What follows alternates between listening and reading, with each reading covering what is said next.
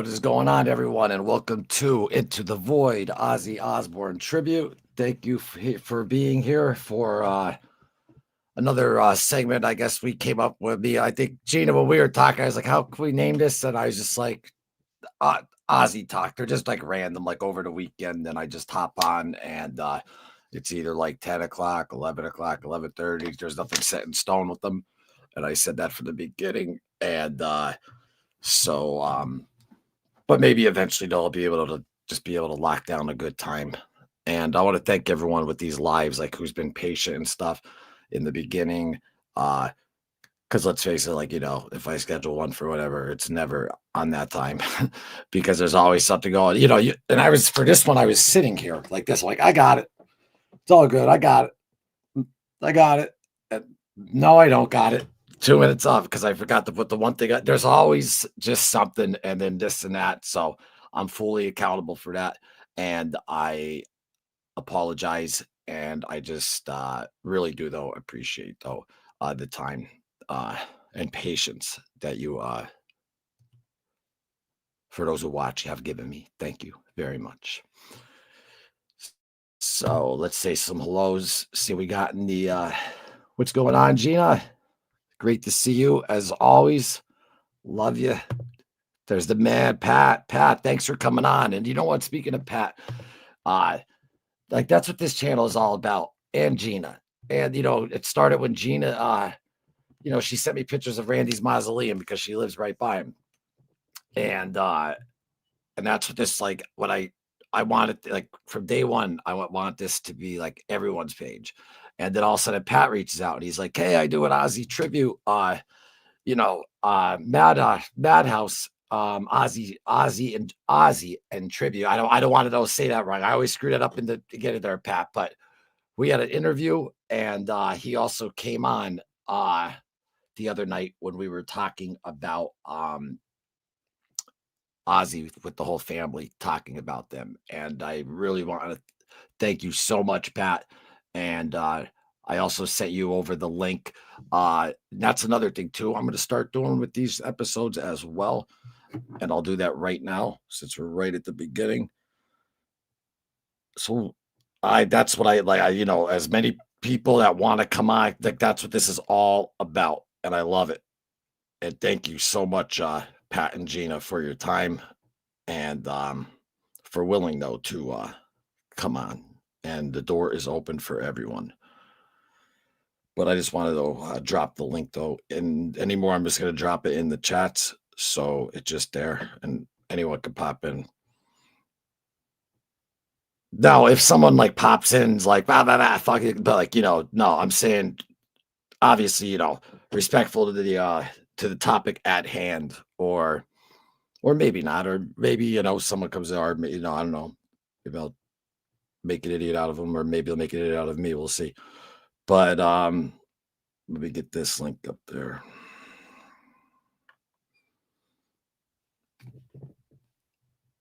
Let me see something here.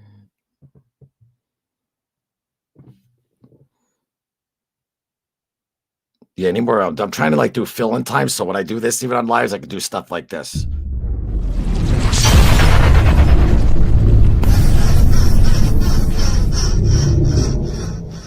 So there you go, though. The door is open for anyone who that's the link, and it's right there. And maybe I should.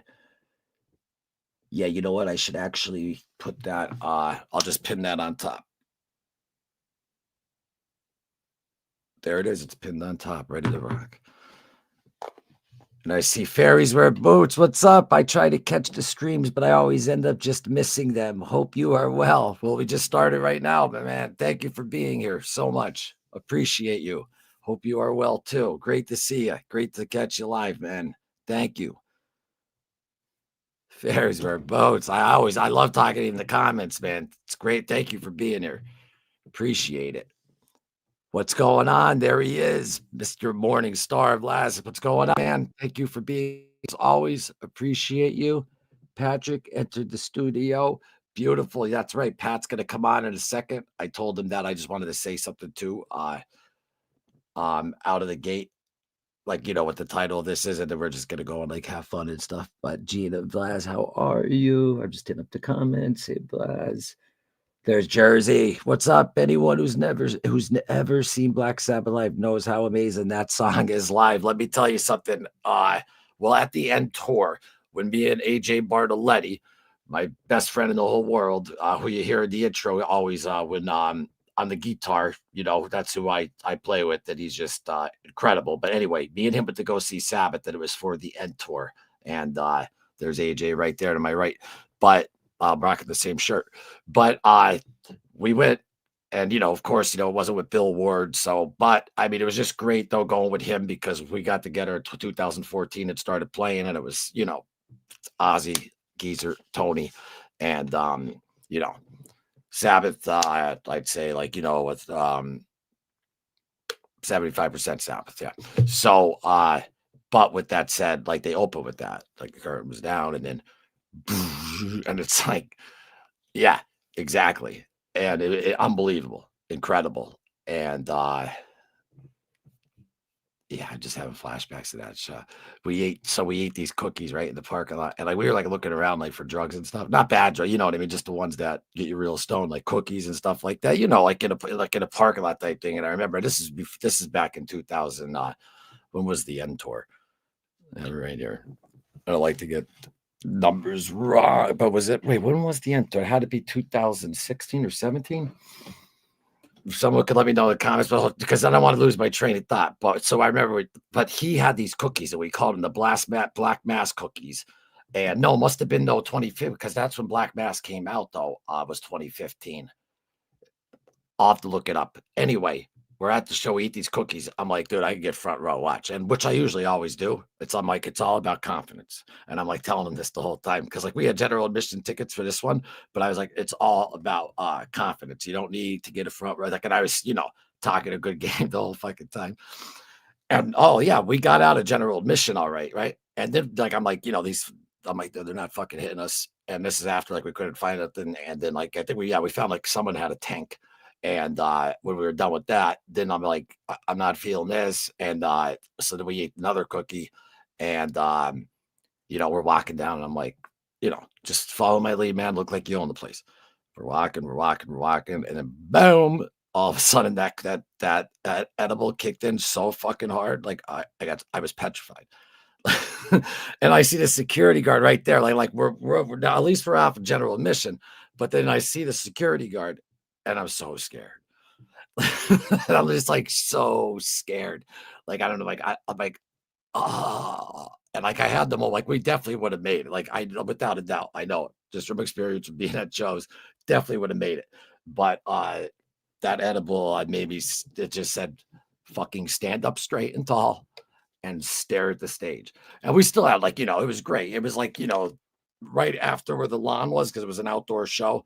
There was one section, and then there was the next section right there. So like I got right there, and then it hit me. So I mean, it was great. And like we were over to the right just a little bit by Iomi. And then that kicked in. And then I remember I was just standing there like this, and he fucking just hits me as hard as he fucking could. And I just fuck, I remember just flying over, and then just coming right back going, nope. I just staring. And it was just, oh, it was unbelievable. It was unbelievable. It was great.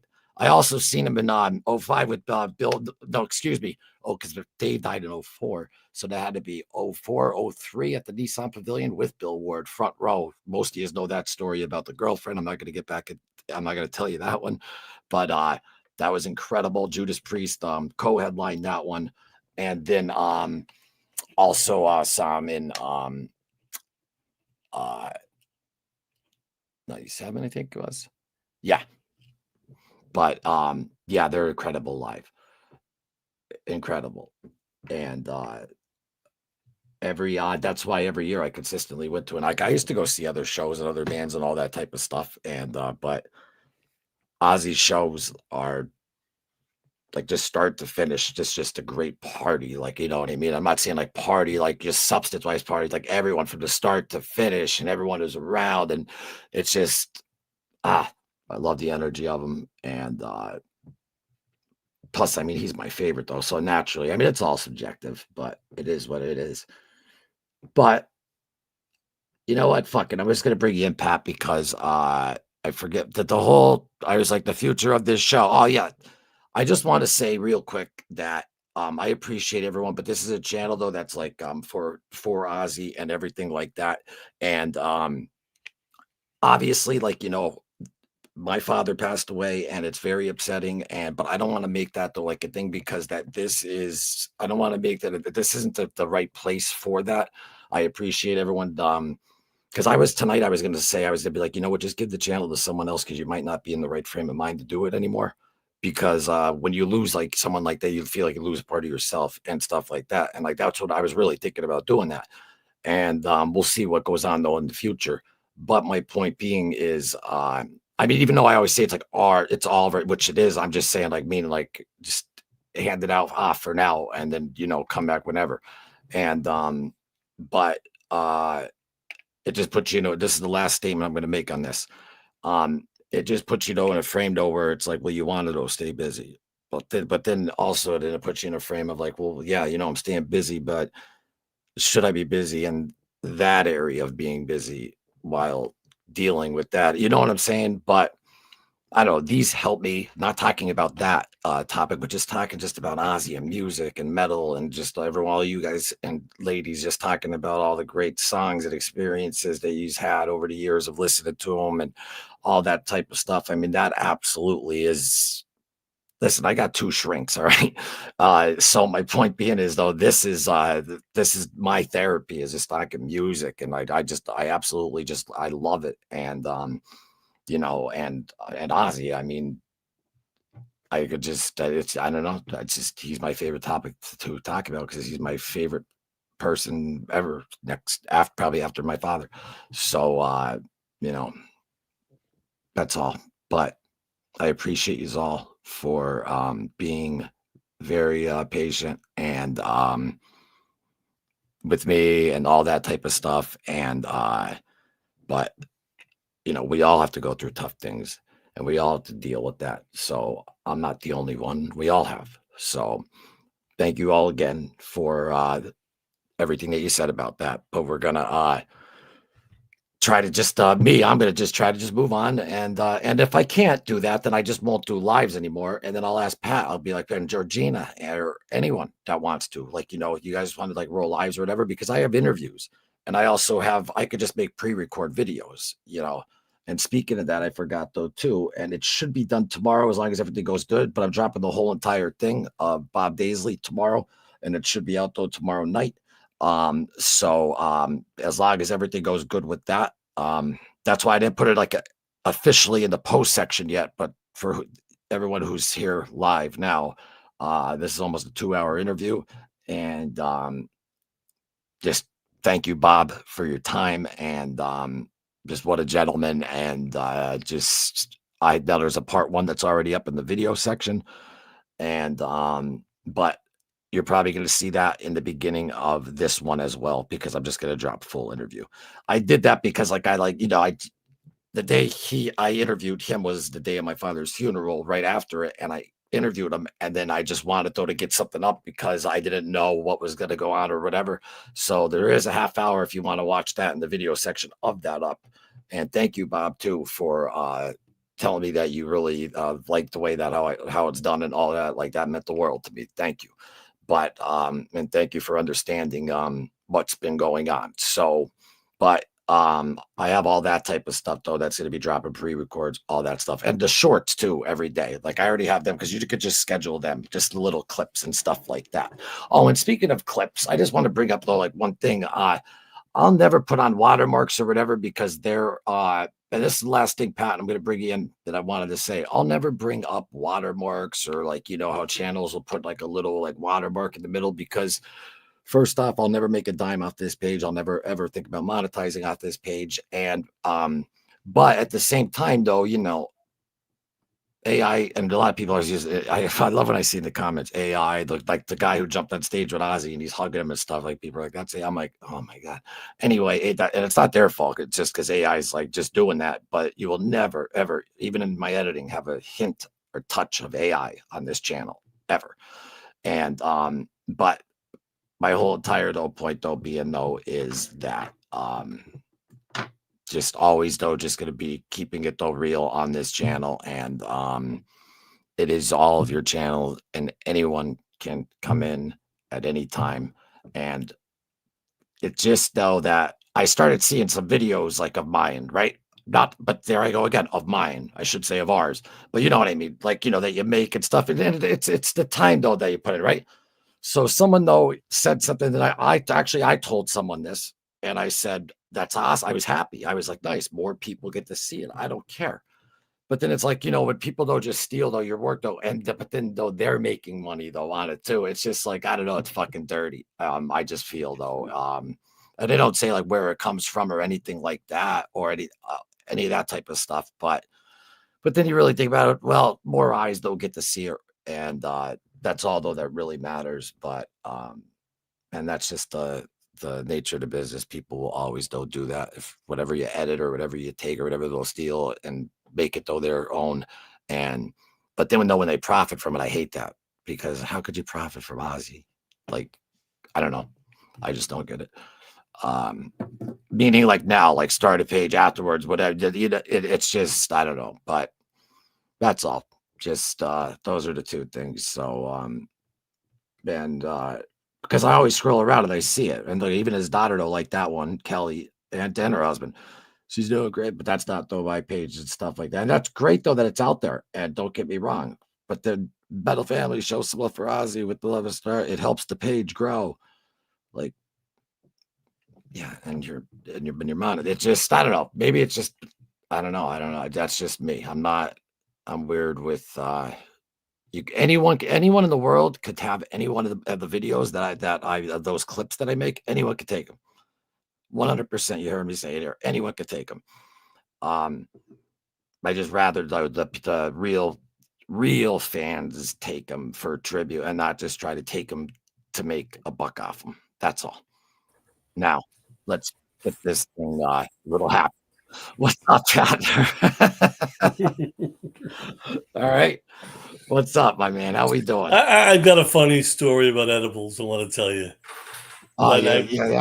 I've been, as in the old days, I smoked a lot of weed for a lot of years, 40 years or something like that. Then I stopped and I was off it. I said, but then I had some problems with my legs and arthritis and whatnot. So I said, let's get some edibles and try edibles. I said, that's all right. Give it a try. And she's got a medical card, so she got the heavy stuff, the 40 milligrams, right? I'm like, I'm a heavyweight. I'll do the whole 40.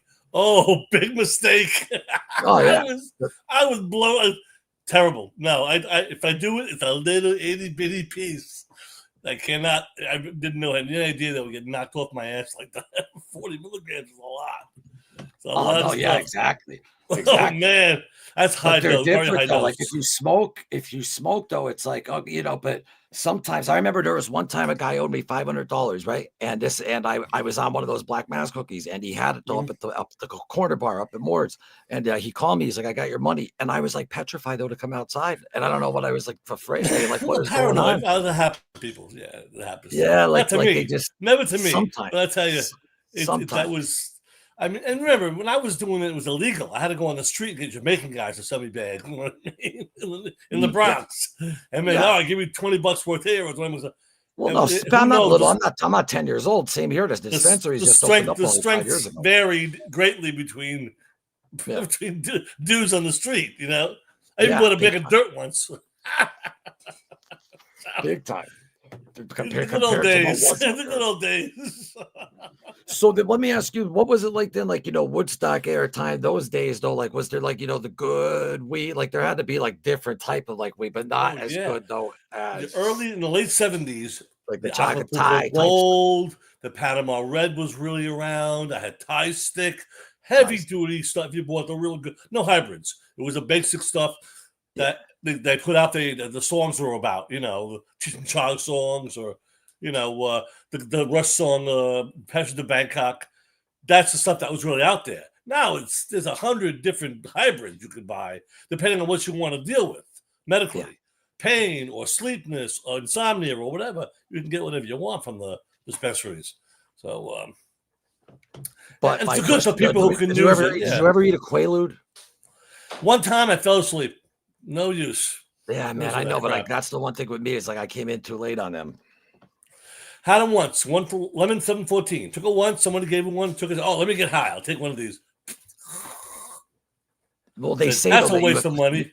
You're supposed to fight the urge to sleep. Yeah, I didn't know that either. But I was like, I'm going to bed. I'm tired. so much for a $20 pill. $20 pill. That's a funny one. Yeah, I'm not into heavy drugs. The pot was all they ever did was pot. 1 second. Sure. All right, real quick. Could you hear me? Yeah. You're good. All right, wait. I'm trying to just connect this real quick. Mm-hmm. God, the Bluetooth here.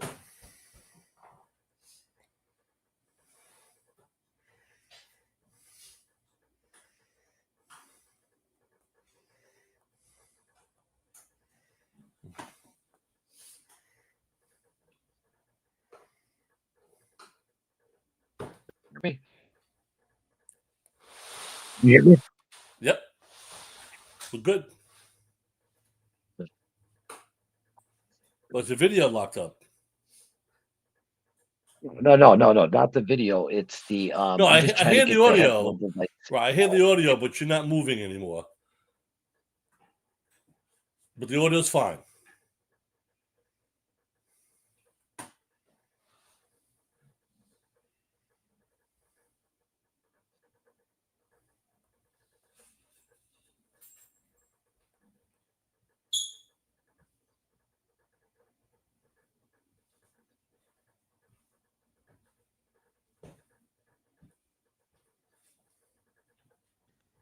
Are you good? There you go. Yeah. All right, let's just rock because I was just gonna try to put the headphones on though and go through it though that way, but for some reason it's just not connecting. So my apologies and just No go ahead. worries. You're good. Technology is a wonderful thing. But But by the way, I appreciate your those comments on the webpage. I do appreciate your comments on the Madhouse webpage. Thank you. Oh no, absolutely. And everyone too, if anyone's new though, here though, Pat here sings though in an Ozzy cover band, and he is though Ozzy out in Baltimore, right? Yep, out of Baltimore area. All right, out of Baltimore though, and oh, there you go. You found that photo. Yeah, Madhouse, an Ozzy tribute, and that's it. And check it out on Facebook and on our last live. I have the link. I should have put the link up though. No, I'll put it up though after. All right, don't worry about it. I'm just or no, I can put it. I could put it. That's an old photo though. That's from 2015, 2016. I stopped using the frill and went to the leather and the steampunk, which I like a lot. Yeah, but, that's cool. Yeah, it's fun doing that. People enjoy it. Yeah, I'm just gonna put I'm gonna put it in the there it is, Madhouse and Ozzy tribute. I'll put that in the copy the link. Go to the band. There's a show coming up in what's up, Gracie? I see you. What's up, Star? What's up, Gina? Victrola, what is going on? Fairies wear boots. I'll bring you all up in a second. And boom. Yeah, so on these last one, we kind of did that episode on like them tagging. On these little Ozzy talks here, this is all like for like anyone who wants to come in or like every comment, everything like that. We just bounce back and forth with the people. So just so you know. So I'm gonna start pulling up some comments though for people. And Kilo, what's going on? Thanks for being here. Kilo is always in the house. Appreciate you, Kilo. Gracie, thank you very much for being here. Appreciate you. Fairies Wear Boots is in the house. And I try to catch streams, and he's here. Thank you, my man. Vlaz, what's going on? Jersey. Yeah, I know I went a great deal after reading that one about Sabbath, though, but unbelievable. Unbelievable, without a doubt. And I think we got I think every one of these comments. Jordan, what's up? What's up, James? Thanks for being here, my man. I understand Loomis. It takes time to adjust after losing someone. Thank you. I appreciate that, my man. Thank you very much. It absolutely does. Thank you, Gracie. I know that. Thank you so much. Sorry for your loss, Jersey Devil. Victrola. I love you too. Thank you so much. Yeah, Jersey Devil. I didn't even get to that, and I didn't want but so I already done talking about it. But we love you, Lewis. Wait, so I know you're already. Yeah, I'm done talking about it. Wait, I lost my dad. Oh wait, I lost my dad when I was 16 on Christmas Day. My mom 4 years ago from cancer. You never get over the loss. Never. You know what? I'm sitting next to Joe Buffalino at dinner last night, and he goes, "Let me tell you something." He goes, "You never get over. You'll never get over it. It's just you just learn to live with it." Right. And the weirdest thing is, right when it hits in Jersey, I am so fucking sorry, man. Jesus, am I sorry? But time, like right when it happens, I'm sure you can relate. It's just like time, just and it's like it's weird. Yeah. I can't explain it. It's just it's fucking weird. But thank you, and I'm so sorry, Jersey. But and thank you, Victrola. I love you. And Loomis is playing with buttons again, as always. LOL. Pat can really sing. What a great tribute. Oh yeah, that's what I'm saying though. Pat's got a great voice. Like Pat, you could sing with like, yeah, you do the Ozzy and stuff like that though. But I mean, you just have a great voice though. Like overall, I mean, you could sing to a bunch of stuff. You know what I mean? I was in a Beatles tribute band. I was in a Rush tribute band for a while, but I'm enjoying the Ozzy a lot because I'm a guitar player.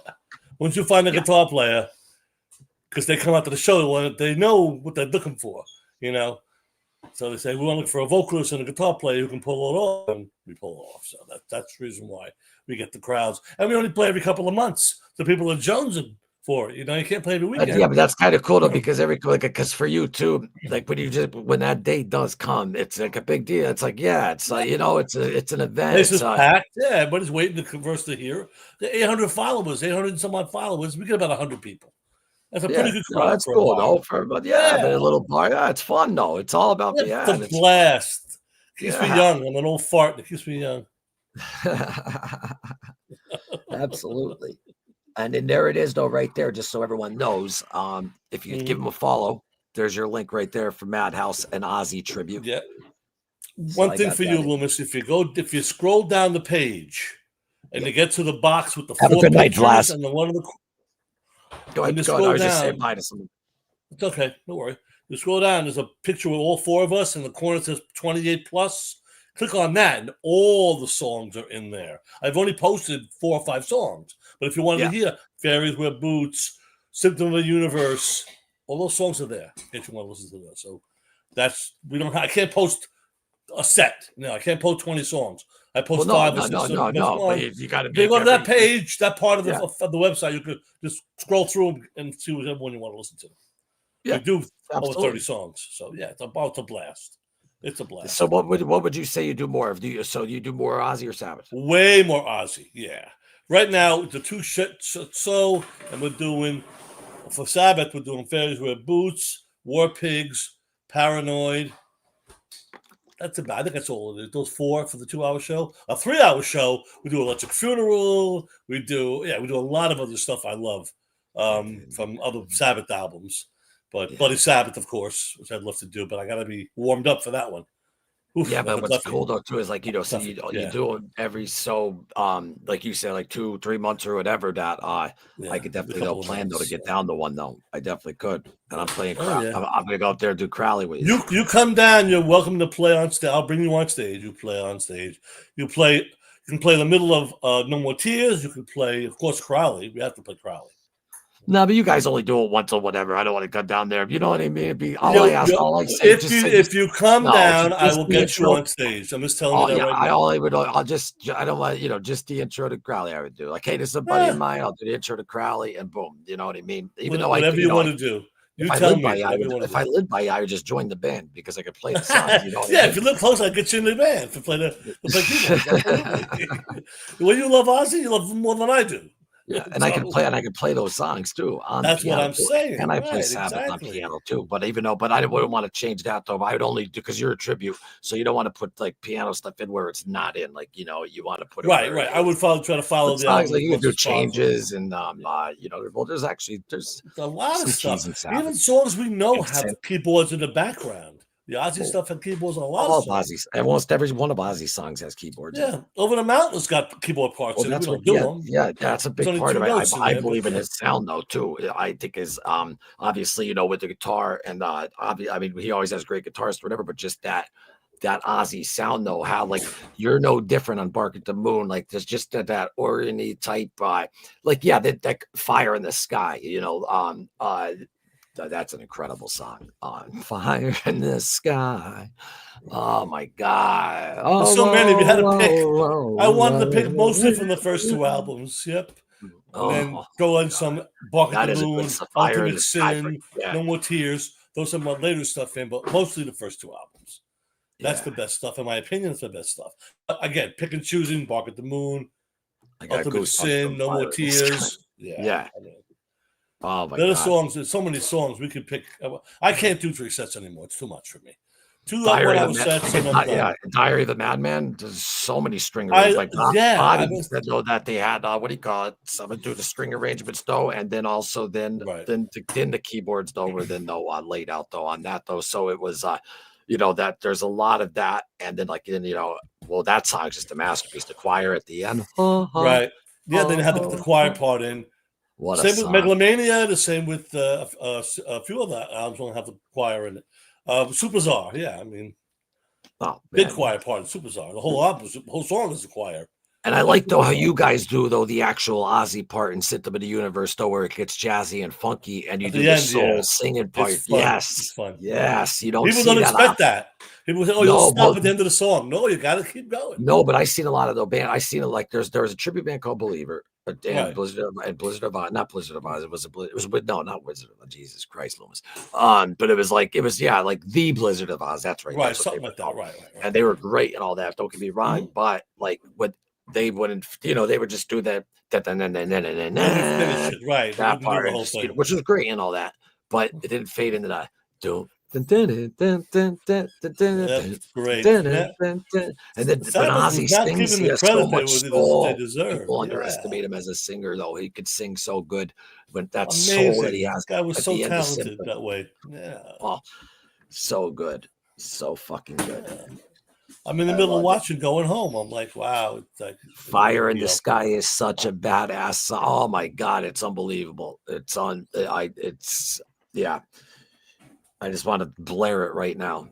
Play if you It's want so- it. Go ahead. Play it. We'll get in If I trouble. have fair- if I look at everyone that fair, yeah. The copyrights. This is you can do it here. This is Streamlabs, not YouTube. We'll do We'll it get in though, trouble. Gene. No, I know, but I can't blare it though right now. I like blare it, but I could put the answer as no, okay. I just every time I just and just vocal melodies and at the whoa down, and it's like fuck.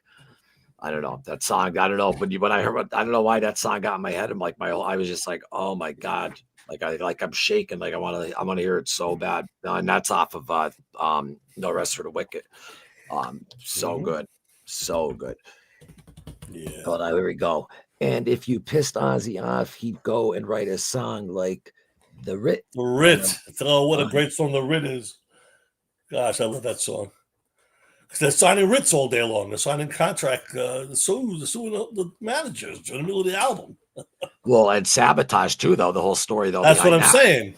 Yeah, that's what I have to Geezer, call The Writ because well, when they were inside though that so the book, if no one read Symptom of the Universe by Mick Wall, that's a real good book, real good like solid book that's if you want good knowledge on the history, but they were playing inside the studio and like the lawyers were in the studio at that time, like you know what I mean, like I mean the lawyers are just it was just nuts at that time, and they were getting ripped off and all that type of shit. Oh, big time. That's why though. That's why it's like that heavier type, doomier type. They were pissed. You heard it. Perfect name for the album too. Sabotage. Yeah, you heard. Yeah, Sabotage, and I love the cover. I love that cover. Which is a total mistake, but it's great, isn't it? Bill Ward read his wife's guitars. My dad and I would listen to it over and over again. I remember him. That album, I wore a cassette out to learn on guitar. Oh yeah, that's awesome, though, man. My dad and I would listen to it over and over again. I remember him tabbing it out for me. So you're cool. So your pops play guitar or plays guitar. Pat's your dad jazz drummer, right? Big band drummer. Big band. Yeah. Big band drummer. One of the Glenn Miller, his favorite. or the first man to see a double bass with Yeah, according to him, he was the first one to see it when Belson set it up in the studio they were in. And asked my father to play him. My father goes, I don't know how to play the bass drum. You put it together, Lou. You play him. well, right? Like, what do you do the first time you see it? Yeah, like first one to see one. He set it up and said, "Play it, Frank. I played that. I don't know how to play that." So that was a good story. And I couldn't reach Belson before he passed to say, "Hey, remember my dad?" But it never happened. Yeah, it is what it is. Yeah. Yes, he does. His whole life. He bought me my first guitar also. He is an excellent player. That's awesome, man. Good, brother. Awesome. Great to have a dad that's a musician because that gets you into music when you're young. Yeah, and that's I got lucky. Yeah, I don't know why. I just Mr. Crowley in the haunted house, and I was like, "Oh, I want to play organ." I don't have no one, even cousins, aunts. No one plays music in my family. No one. And but I just fell in love with that organ though, fucking sound. And I should have done keyboards. I know a little like bit. AJ, like my guitar play with me, who I play with AJ, his dad, guitar player, and brought him up though, like on music and stuff like that too, which is thank God, because he's so good. But that's the guy I told you. I'm like, I can't find anyone who can play Crowley. And then like he sends it to me that night on acoustic, just the whole soul like that. I was like, whoa. Amazing, right? It's cool. That's so yeah. Cool. Yes, he does. Oh, I already got that one. I just always make sure I get I always say every comment. Yeah, what kind of guitar did you get? What did he give you? What kind of guitar? I do tech work, so I'm into gear. No, nice. Hear my man Jansen talk about gear. Oh, and I have that right there. I'll talk about gear all day long. It's the guitars. No, Pat, remember I told you though that I did an episode with a buddy of mine from around here. Maybe it's here it is. So Pat, whenever you get time, go to the video section. Yeah, whatever check that out. Check it out, because he does music for like professional video games and stuff like that. Right, cool. But with the gear and he can play, he'll just watch. The guy's a genius. Black Ibanez, nice. You know what model? A 5 Series, 7 Series? I was curious. God, I can Taylor acoustic, beautiful, good stuff there, brother. Good equipment. I'm a Martin guy, but Taylor's good stuff. That's awesome, bud. I got a Black Ibanez, nice. And a Taylors are good. Nice, that's what he has. That's what AJ has. He has a Taylor and a Martin. Good stuff. Yeah, good stuff. That's top tier.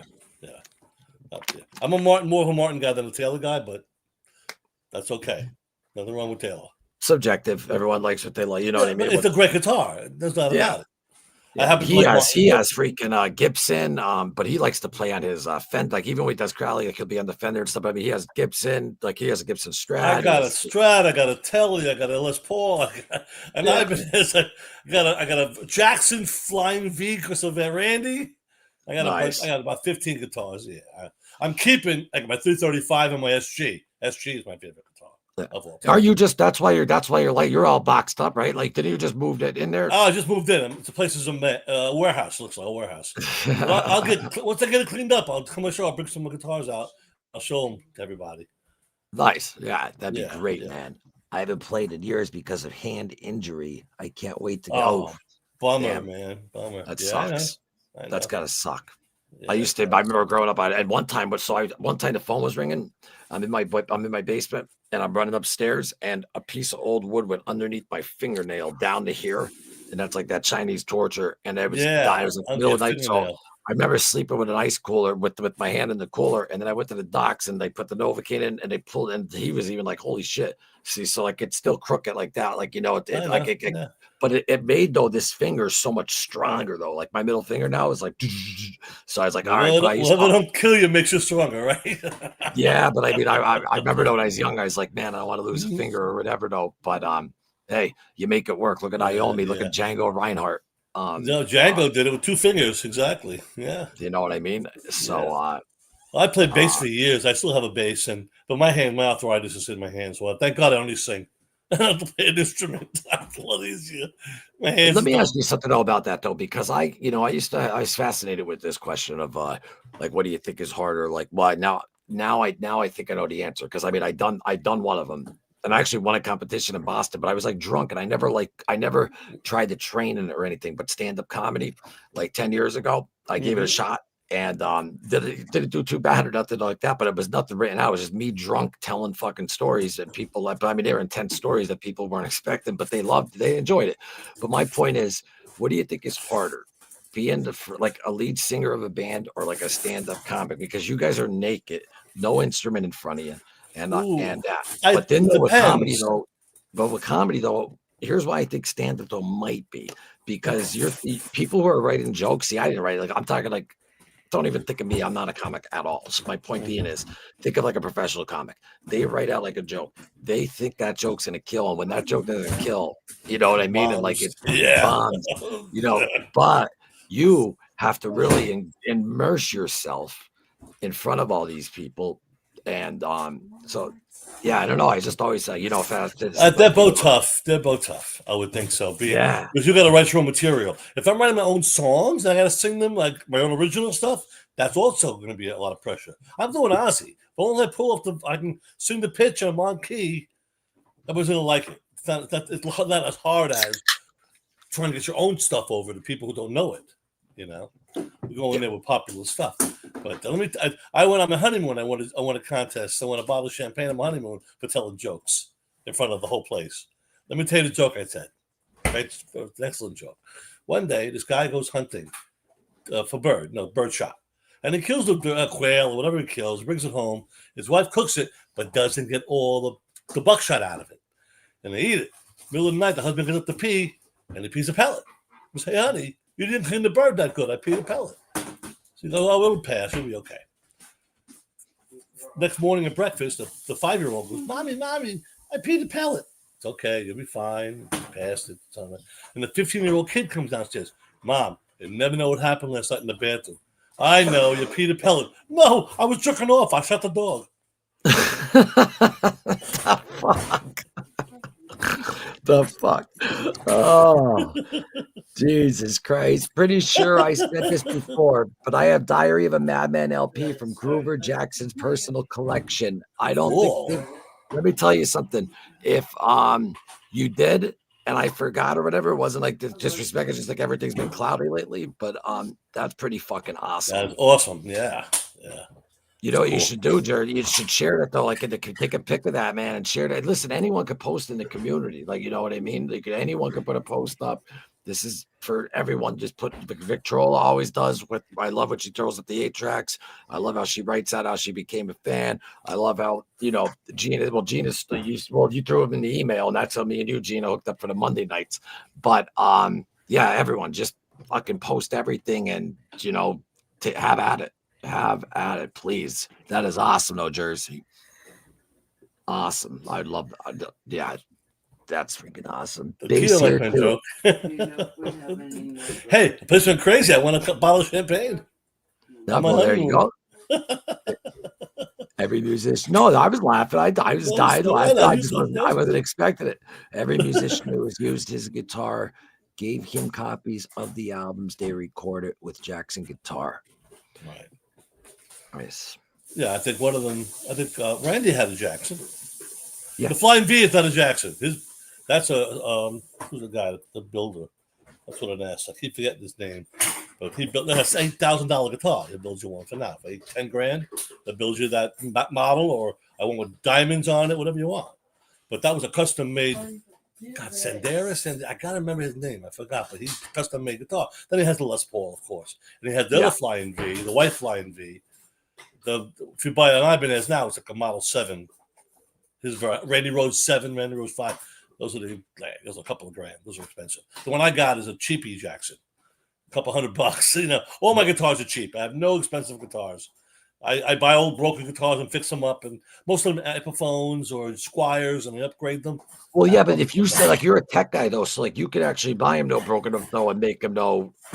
Yeah, so that's even though you're giving your man hour late, in there though. I mean, I enjoy it. It's fun. Yeah, you enjoy it. Make him work. My guitar player, I do all his stuff. I put pickups in his guitars. I do different things. I'm sure it's great too, though, man. Like, once like you get one and like you hear it, and then you start working on it, and then when you get it to a certain thing, that's got to be a good feeling. Satisfaction. That's exactly Yes. right. Exactly Exactly. right.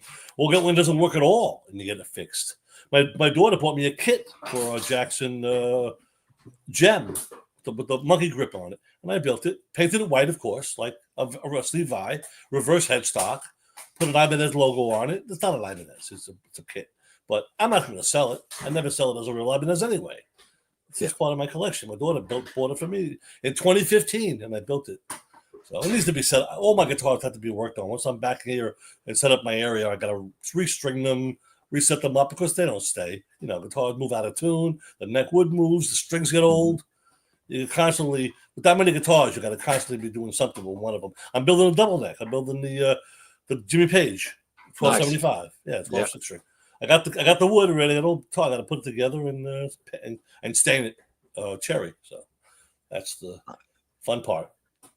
I'll do that soon once I got a place to work. Do you ever do like that for do you ever like fix guitars for people or anything like that? Yeah, my guitar player. I do work with my guitar player. I fix. No, I mean like for make money. Make money. Maybe a little bit here and there, not a lot. No, not a lot. Yeah. If I set up again and I want to do that for a side money, hustle, I could do that. Yeah.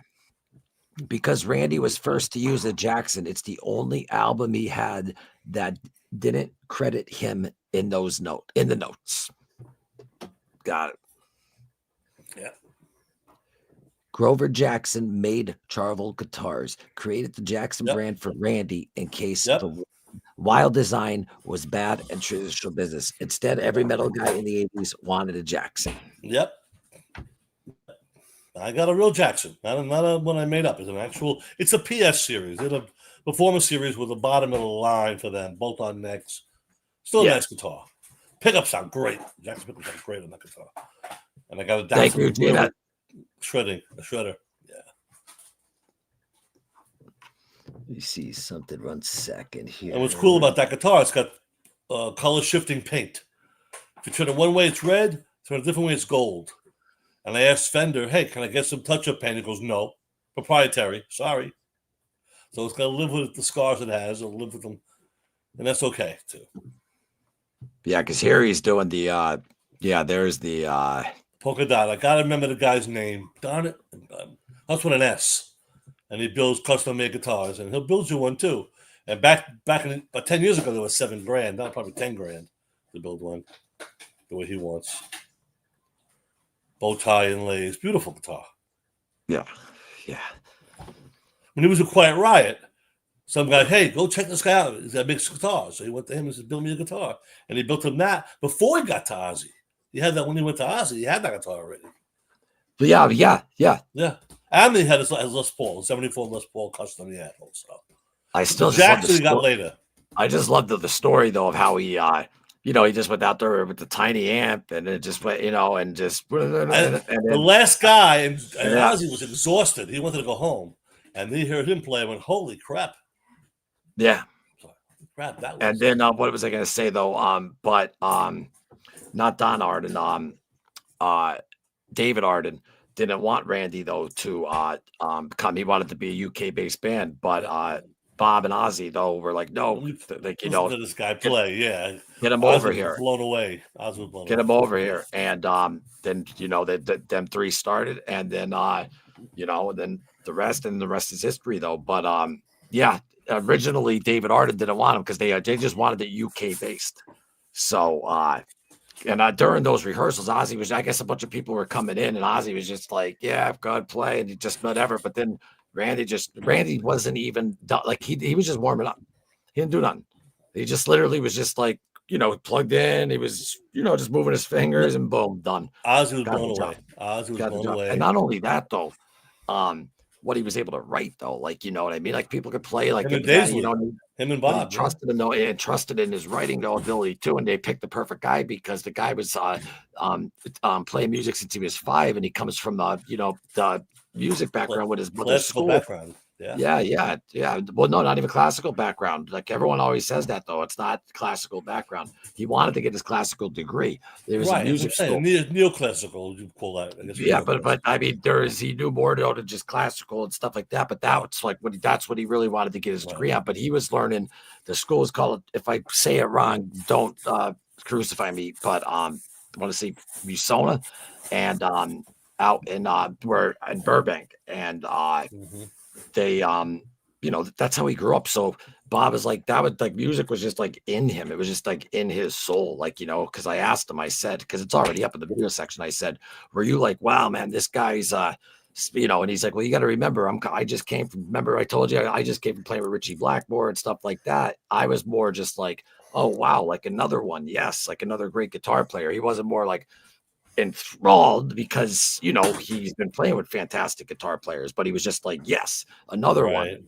And then once they got, how they say it, they lit it like a Christmas tree. Like once they got going and moving, and what Randy was able to write too, and with all them it's incredible, because some people could play and fast and do this and that, but what he was able to write is just, that's what impresses me the most, is the writing. Yeah, Sandoval's the guy. I looked it up. Sandoval's the guy who built him his polka dot V. Grover Jackson made Trevor. All right, I already said that. Please hit thank you, Gina. Oh, you got it. Boom. Sandoval. Randy had a 1974 Les Paul Flying Polka Dot V Fender and 2 Jackson. Right. White and gold and black and gold. The Polka Dot V is not a Fender. It's a Sandoval custom made. For the polka dot with the harpoon headstock, and then Jackson copied it, but Jacksons don't have the point headstock. They don't have a harpoon headstock. My old guitar player had a polka dot Jackson V. It looked cool. Looked like a Randy guitar because I remember Jansen had my buddy Jansen, who I had on here way back in 2004. Though he had a Jackson. Yeah, polka dot, right? Yeah. No, he didn't have the polka dot though. No, he had the one that the was regular Jackson. Though, and like they like the way though they're comfortable too. Like it's cut right there, like on the thigh when you're sitting down. I don't play guitar. I mean I can strum chords and stuff. But These are hard to play sitting down. Yeah, these are hard to play sitting down because they slide over your leg. Oh, the original V's had. I would think, because my one buddy used to play it all the time on his leg because it's opened up and he would just be. Yeah, but that's uncomfortable. If you're laying where regular guitar players, it slides around. Gibson, when they first made them, put a piece of cloth on the bottom to hold it on your play it on the leg without it sliding around. So yeah, I mean, it's hard to play a V on your lap. It's not made for that, but it can do it, but it ain't the easiest. Yeah, Missonia. I said Missonia, but Missonia is in Valley Village. Sorry, Valley Village. And what's the name? Where is the No worries, Jersey. No worries, but I understand. My mistake. I mess things up all the time. Fender. We all make mistakes. Yeah. Believe me, I listen, man. I forget what I have a breakfast. Exactly. After lunch, yeah. There's what's my name again? Well, I don't want to forget a lyric. So sometimes that's really you're gonna brain fart like, what's the next line? That's happened a few times. I got to keep my concentration level. That's why I don't drink. I don't do anything. I mean, you could stick around though for this. What do you call it? If you want to, but what I was going to do too, and I was going to sit back. If you want to sit back, and then we can talk about it. Since tomorrow, I'm getting rid of that. We're getting rid of. Sorry, dropping though the full though interview. I was going to put on the part one though of the Daisley interview. Yeah, I want to watch that, like a little watch party thing. Oh, cool. Yeah, I want to hear the rest of that interview too. That's the man, big time guy. The first 2 albums, especially the writing and everything on the first 2 albums, just off the chain. Let me to go to there, and then go to there. Should I get this right? I wonder if they're going to give me though for no. It's the same channel. They can't give me for copyright. Nah. It's my it's you're on Streamland on YouTube. Channel, yeah, Let's see. Share screen. And all right, let me go. Boom. All right, 1 second. Pat. Sorry, buddy. No worries. Call me what you want. Don't call me late for dinner. All right, this right here is the Bob Daisley interview part 1, and the full interview will be out tomorrow, and enjoy.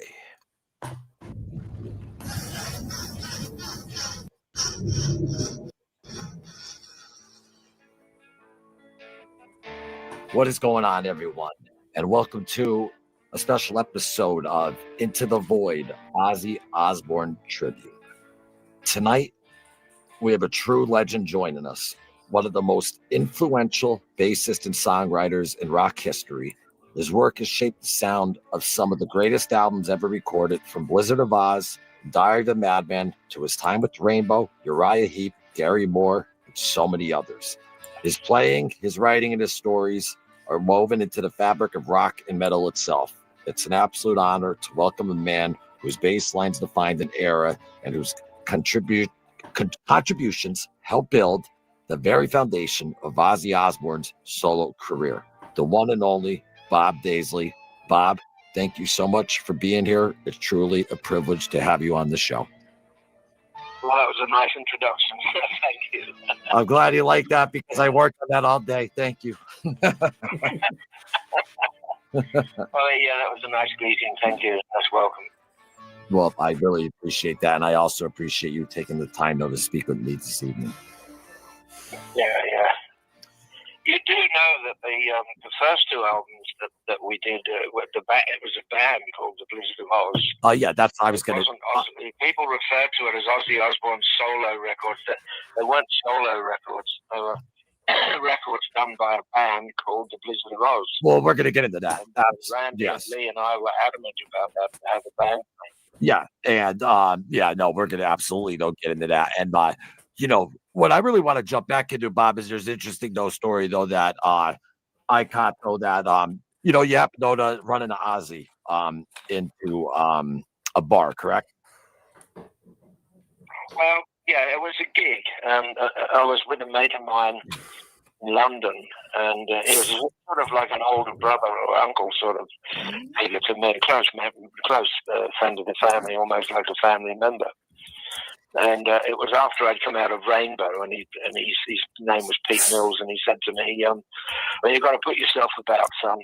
You've got to get out. And so I said, all right, well, there's a show on tonight with a band called Girl, and they're a Jet Records band. Well, I'd been with Jet Records with Widowmaker. So I said, well, go up there and have a look. So I went up there, and there was some of the members of Jet Records were up there in support of this band called Girl. And I was chatting to one of them, Arthur Sharp, and he said, well, Ozzy's here tonight. Do you know him? And I said, well, I wouldn't say that I know him. I may have met him. And he introduced us. Ozzy and I got chatting. And Ozzy knew that I'd just come out of Rainbow. And then he said, I'm putting a band together. Would you be interested? And I said, well, yeah, I would, as a matter of fact. Now, Bob, now was Ozzy at the? I was born in '81, so I want to get your mindset. Were you? It's a different Ozzy Osbourne, obviously, than I know. The Ozzy Osbourne, everyone knows the Prince of Darkness, whatever. This is an Ozzy Osbourne out of Black Sabbath. Were you a fan? Yeah. So, were you a fan? You were a fan of Sabbath, though? You knew Ozzy, though? Like you knew of his work? I knew who he was. And I knew he'd come out of Sabbath, and I knew why he'd come out of Sabbath. He was, people warned me against working with him because they said he was unprofessional and burnt out and a pisshead and all the rest. He didn't have a good reputation, but I knew just in my heart that I needed to do it, and I wanted to do it, and I had to do it. But he'd already seen this guitarist in LA called Randy Rhoads. But when Ozzy asked me to form something with him in England, Randy wasn't mentioned, and I caught a train up to his house. David Arden, who was Don Arden's son, he phoned me and he said, look, we've got you a train ticket. Go up to Ozzy's house. He'll pick you up at the station and you can have a play. So I went up there. Ozzy and I got on like a house on fire straight away. Immediate sort of buddies, mates. It was just definitely on the same page. Musically, humor-wise, everything. Yeah. And he had two other guys at his house, a drummer and a guitarist. And I pulled Ozzy aside at one point and I said, well, to be honest, Ozzy, I said, I'd like to work with you. I'm not too sure about these other guys. I said, they're decent players and they're nice enough guys and blah, blah, blah. I said, I don't think they're world class, though. Don, why did you want to work with Ozzy, though? What drove you to Ozzy at that time? It was an opportunity, and I felt destined it was almost like there was something in me, like it was sort of like a little message of you have to do this. Yeah, gotcha. It just felt right. Gotcha. You know, as soon as Ozzy and I met, he picked me up at the station, took me back to his house in Stafford, and as soon as he and I began like chatting, discussing things with the same sense of humor, same musical taste, it was all very. Well, this feels right. Yeah, it just felt right, and it felt when I was introduced to him at the club was in London, a place called the Music Machine. That was the name of the club. It just felt like, well, this is happening for a reason, and it really felt like that, you know. Yeah. Well, but, when I told him, I said the other two guys, I said I don't think they're world class, so he dismissed them straight off. He said, well, I met this other guitar player in LA. He said he's a great guitar player. He's a guitar teacher. And I said, who's that? And he said, his name is Randy Rhodes. And I said, well, nobody heard of him. And David Arden didn't want to fly Randy over because he was unknown, he was young, and he was American. And they wanted to keep it as a UK-based band. And so David Arden said no at first.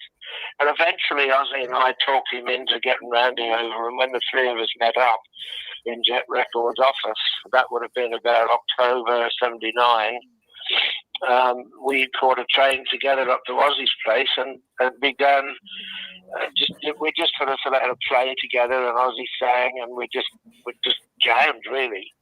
Well, Randy and I got on like a house on fire as well. And as soon as we started playing, the first break that we had, we said almost simultaneously to each other, I like your playing, something like that, a line like that, like, good playing, or I like your playing, or I like the way you play, something like that. But we said it at the same time. So you just like from like your first like session, though, like you just had that feeling of like, yeah, this fits. Oh yeah, it just clicked. It just clicked. You know, then there was Ozzy and Randy and me, and then we started auditioning drummers. Yes. And during the time of auditioning drummers, we were writing material. We got to a point where we had several songs, but they didn't have lyrics. And Randy didn't really write lyrics, and Ozzy wasn't a lyricist. Yeah, Geezer was. Yes. So we wanted to keep the band self-sufficient and not get outsiders. So I said, well, look, I'll write the lyrics. So I ended up writing all the lyrics for all the songs. So that was all me, you know. So Bob, can I just say one thing? One song though that made me start music and changed my life and everything. I just want to thank you though. Thank you for writing Mr. Crowley. And like that, huh? And Diary of a Madman. Yeah. Yeah. Well, the composition is Diary of a Madman. Well, the Diary of a Madman was all my idea. I remember I was with Ozzy. I had a flat in Holland Park, and Ozzy and I were walking up Holland Park Avenue one day. This was after we'd already done the first album, and I said, I've got a title for the second album. See if you like it. And he said, what's that? And I said, Diary of a Madman. And he said, oh, I love that. He said, that's great. And so then that album had to be called that, but we didn't. And I love that album. I was referring though to the actual song, like how I said Mr. Crowley and the song Diary of a Madman. I was just that's what I was referring to. See, we got to a point where we had songs for the Diary of a Madman album. Yeah, and that's why. How did that? Because both those albums came out like bang bang quick. So I mean, you guys are just running right out of the gate. They were recorded about 11 months apart. You know, people say, oh, they were recorded together. No, they weren't. The first album was recorded, I think we started it on the 22nd of March. Was anything, though, written from Diary while Blizzard was going on that didn't, that you held off till Diary? No. They were two completely different entities. They were separate entities. Oh, so that came in fresh. We used all the material we had on Blizzard.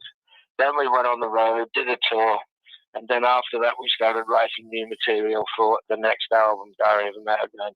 I remember we got to a point where we still didn't have a title track. And Randy had this piece that his guitar teacher, because he was studying classical, had given him called Etude. And he was playing that, and we turned that into a musical piece. And we got the music together, and because it had weird timings and sort of strange vibe to. I thought, well, this would be good as a title track for Diary of a Madman, so I'll make this one Diary of a Madman. So I wrote the lyrics for Diary of a Madman for that song, and that's how that came about. And the song, Mr. Crowley, I remember when I was 5 years old, I mean, I heard that intro, and that's what I'm a keyboard player, and I immediately started. That's what got me on keyboards, that whole intro, and just asking him the questions. I just thought was just genius of of a song, like lyrically wise, it's I don't know, it's just so profound. It's just unbelievable. Well, that title came from Ozzy, Mr. Crowley. It was supposed to be about Aleister Crowley, but I wanted to turn it around. I didn't want to be sort of pro Satanist or pro darkness or any of that stuff. So I made it sort of Crowley. What were you thinking?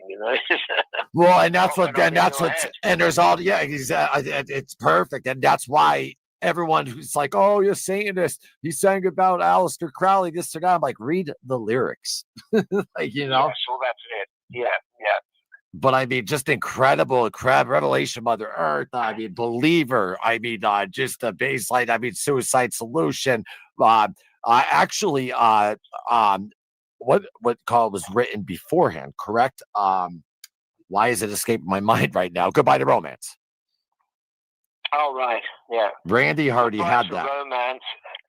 Well, yeah. Goodbye to Romance, and You Looking at Me, Looking at You. They were the two of the first songs that we actually started to put together as the three of us before we got Lee, because we were auditioning drummers, and during the audition of drummers, we were sort of in between auditioning drummers, we were writing material, and those two were the first two that we wrote.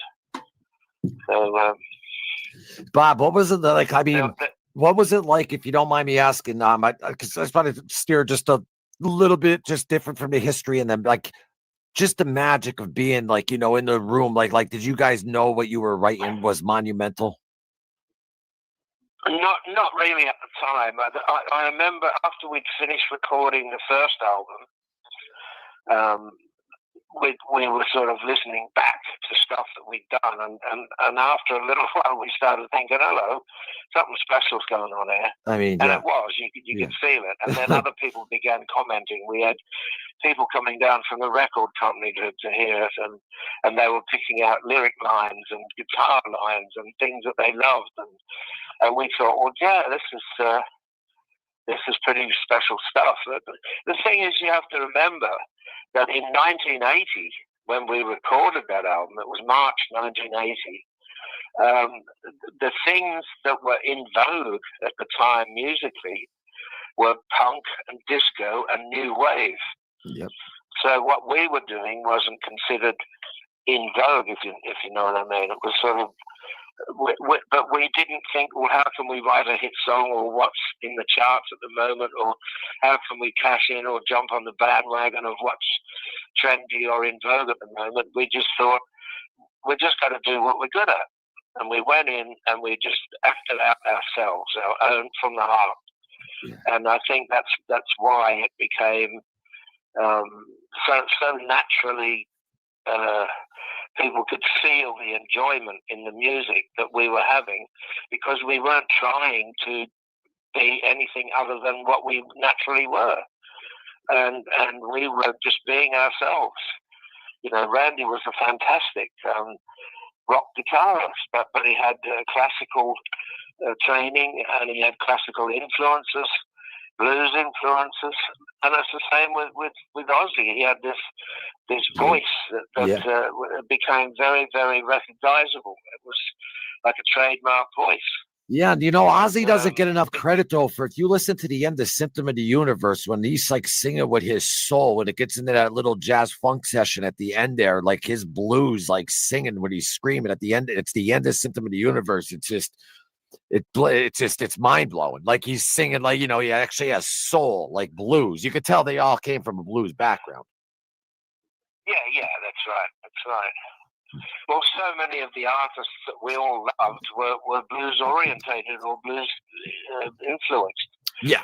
We all loved Zeppelin. We all loved Hendrix. We all loved the early Jeff Beck group.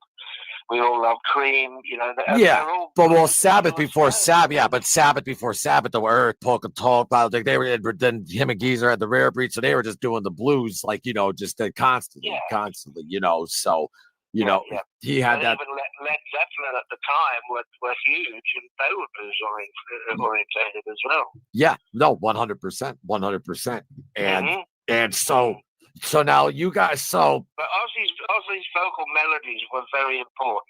It's like yeah. Randy and I would put the music together, and we'd have song ideas, and Ozzy would just come in and sing whatever came into his head as a melody and phrasing, and then I would write lyrics to a tape of him doing that. Now Zach Wilde would. Melodies were always strong. Now Zach Wilde though would always say something like, "Oh, so I think it was 9 out of 10 or 9 out of 10." Like when Ozzy would come in with his like a melody, would it pretty much be like the first one he came up with was pretty much that? That's it. Well, I mean, of course, you got to shape it up a bit, Yeah, of course, yeah. Polish it and grind it down. When Ozzy first heard what we'd done with Diary of a Madman, he hadn't been there the day that we were working that up. It was just me and Randy and Lee. Yeah. Well, Lee had an idea for a vocal melody for it because he was a good singer too, Lee. And he had the mic on the drum kit, and he was singing a rough idea of a vocal melody where it would fall and where it would go and stop and all the rest of it. So, but when Ozzy came back the next day and we said we've got an idea for the title track, Diary of a Madman, and we played it to him, but he didn't like it. He said, "Who the fuck do you think I am? Frank Zappa." Wait, about the title track? He didn't get it. He didn't understand it because it had weird timings and strained, which was why I thought that it would make a really good title track, Diary of a Madman, because it had the weird timings and the chord patterns and parts. It was perfect for that. It's one of the most. Yeah. Go ahead. Eventually, Lee showed him. He said, "Look, the vocal will go here. It will go like this." And once he got it, he understood it, and then he liked it. But at first, he didn't like it, and he didn't want to do it. Well, yeah, and the progressions of that songs and everything, the timing with the like you were saying and everything like that, it is definitely a different beast though to what he was like used to in the past, without a doubt. Well, that's right. Yeah. Weird timings and weird chord structures and. It was ideal for a song to be called "The Diary of a Madman." Oh my God! Yeah. The guy that did the string arrangement and choirs and that on it, his name was Lou Clark, and he did all the string arrangements and stuff at ELO. Well, he came down to our last rehearsal. It was at Jumbo Sound in London, and Lou Clark came down, and when we played in Diary of a Madman, I gave him a tape of Carmina Burana, which was the music we used to come on stage to. That was my idea as well, by Carl Orff, this piece called Carmina Burana. And I just gave Lou Clark a tape of Carmina Burana, and I said, "For Diary of a Madman, just think Carmina Burana." And that's what he did. And that's why Diary of a Madman sounds like it does, because of the influence of Carmina Burana with the choirs and the strings and that. Yeah, but I mean, was there a Johnny Cook out there? Johnny Cook played keyboards on Diary of a Madman. Yes. He was the keyboardist. Don Airey didn't play on Diary of a Madman. Yeah. Don Airey did. He was like a guest keyboard player that played on some tracks of the first album. Yeah. He was in Rainbow, so he wasn't part of Well, there's that misconception out there, though, that some people say that, and I'm like, no, I said that because he is. Well, that's the thing. On Diary of a Madman, Johnny Cook was supposed to get his credit, and he didn't get his credit. But there's no keyboard player credited on Diary of a Madman. So, but people assume that because Don Airey played and been credited on the first album, that it's him on the second album, but it's not. It's Johnny Cook. I worked with Johnny Cook, and he was the keyboard player with Mungo Jerry when we worked together in Mungo Jerry in 1973 and 74. Mm-hmm. So, yeah. On Diary, that's Johnny Cook. Because I'm a keyboard player, and yeah. So anything I hear, and especially on Diary, the keys on that is just unbelievable. I want to jump real quick to Randy, real quick. 25 years old. Yeah. 25 years old. He passes now. Bob, I have my problems with addiction, my problems with whatever. I'm like, you're just like normal musician type guy that, played in bands and just did whatever, nowhere near your level. My point being, though, is this guy, while people are out drinking and stuff, while this guy's touring and stuff, he's out trying to get guitar lessons at the age of freaking 24, 20, because he passed 25, so we'll say 24, all of that. Was this guy a musician?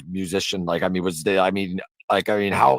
what his humbleness is what just, I can't believe for how old he was.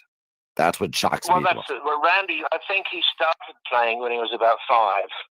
Because his mother had a music school, Newsonia. Yes. And in Burbank. Mm. And so he started at a very young age. And music was second nature to him. It was in his blood. It was his life.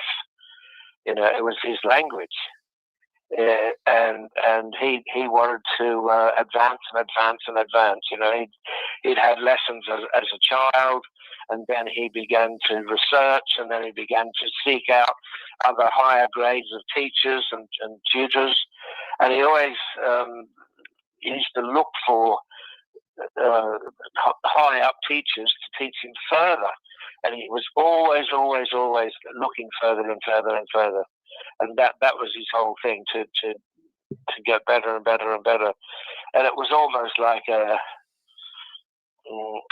search for him to reach a goal or a certain point, which he hadn't by the time he left, but he certainly made his mark, and he became, you could see him advancing just in the time that I worked with him. It's like Randy was regarded as a great player even in Quiet Riot. But after Quiet Riot, when it was just me and Ozzy and Randy, I could see him developing. And once we got Lee, who was the final piece of the puzzle, and we began to do that album, we all brought out the best in each other. So it was a matter of the whole is much greater than just the sum of the parts, if you know what I mean. And that's an old saying, but it's so true. The overall band was so much greater than just the individual parts. Yes. And because we were all bringing out the best in each other, it was just a sort of a magical thing that happened, and it was destined to happen, fated to happen. It was meant to happen. And I'm sure glad that it did, and I'm a lot of us are. And proud to have been a part of it. I could speak on millions of people.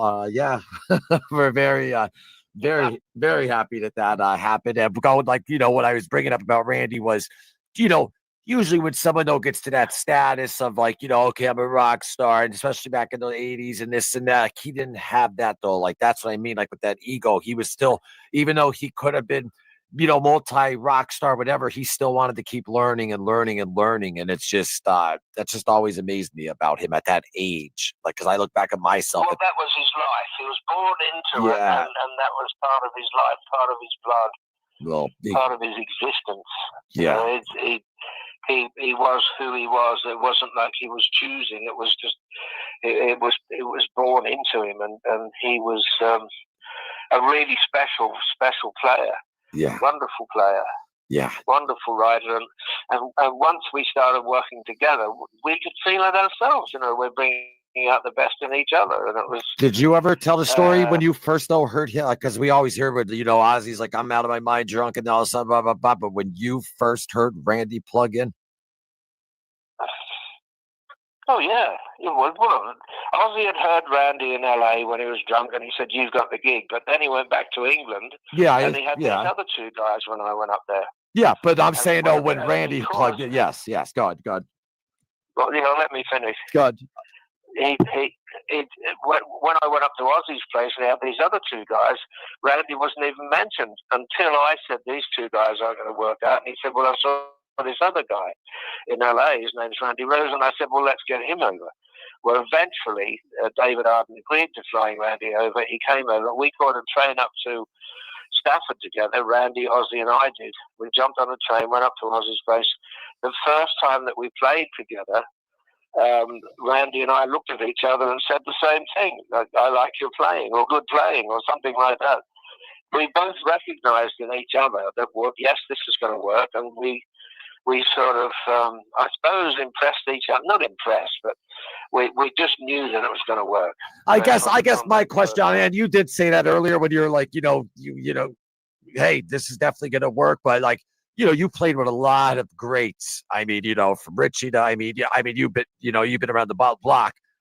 You knew right away, though, this kid absolutely was special. Oh, yeah, for sure. Yeah. Well, that was it. The last guitarist that I worked with was Richie Blackmore. Yeah. So it wasn't like, so Randy, I didn't fall over backwards and start thinking, wow, Yeah. who's this kid? It's like, it was just another great guitar player. I thought, well, another one, it was like that. Because, I'd worked with a few good ones already. Yeah, I'd say so. Randy did have a special thing. He really did have a special thing. And the more we worked together, the more that his special qualities seemed to be exposed.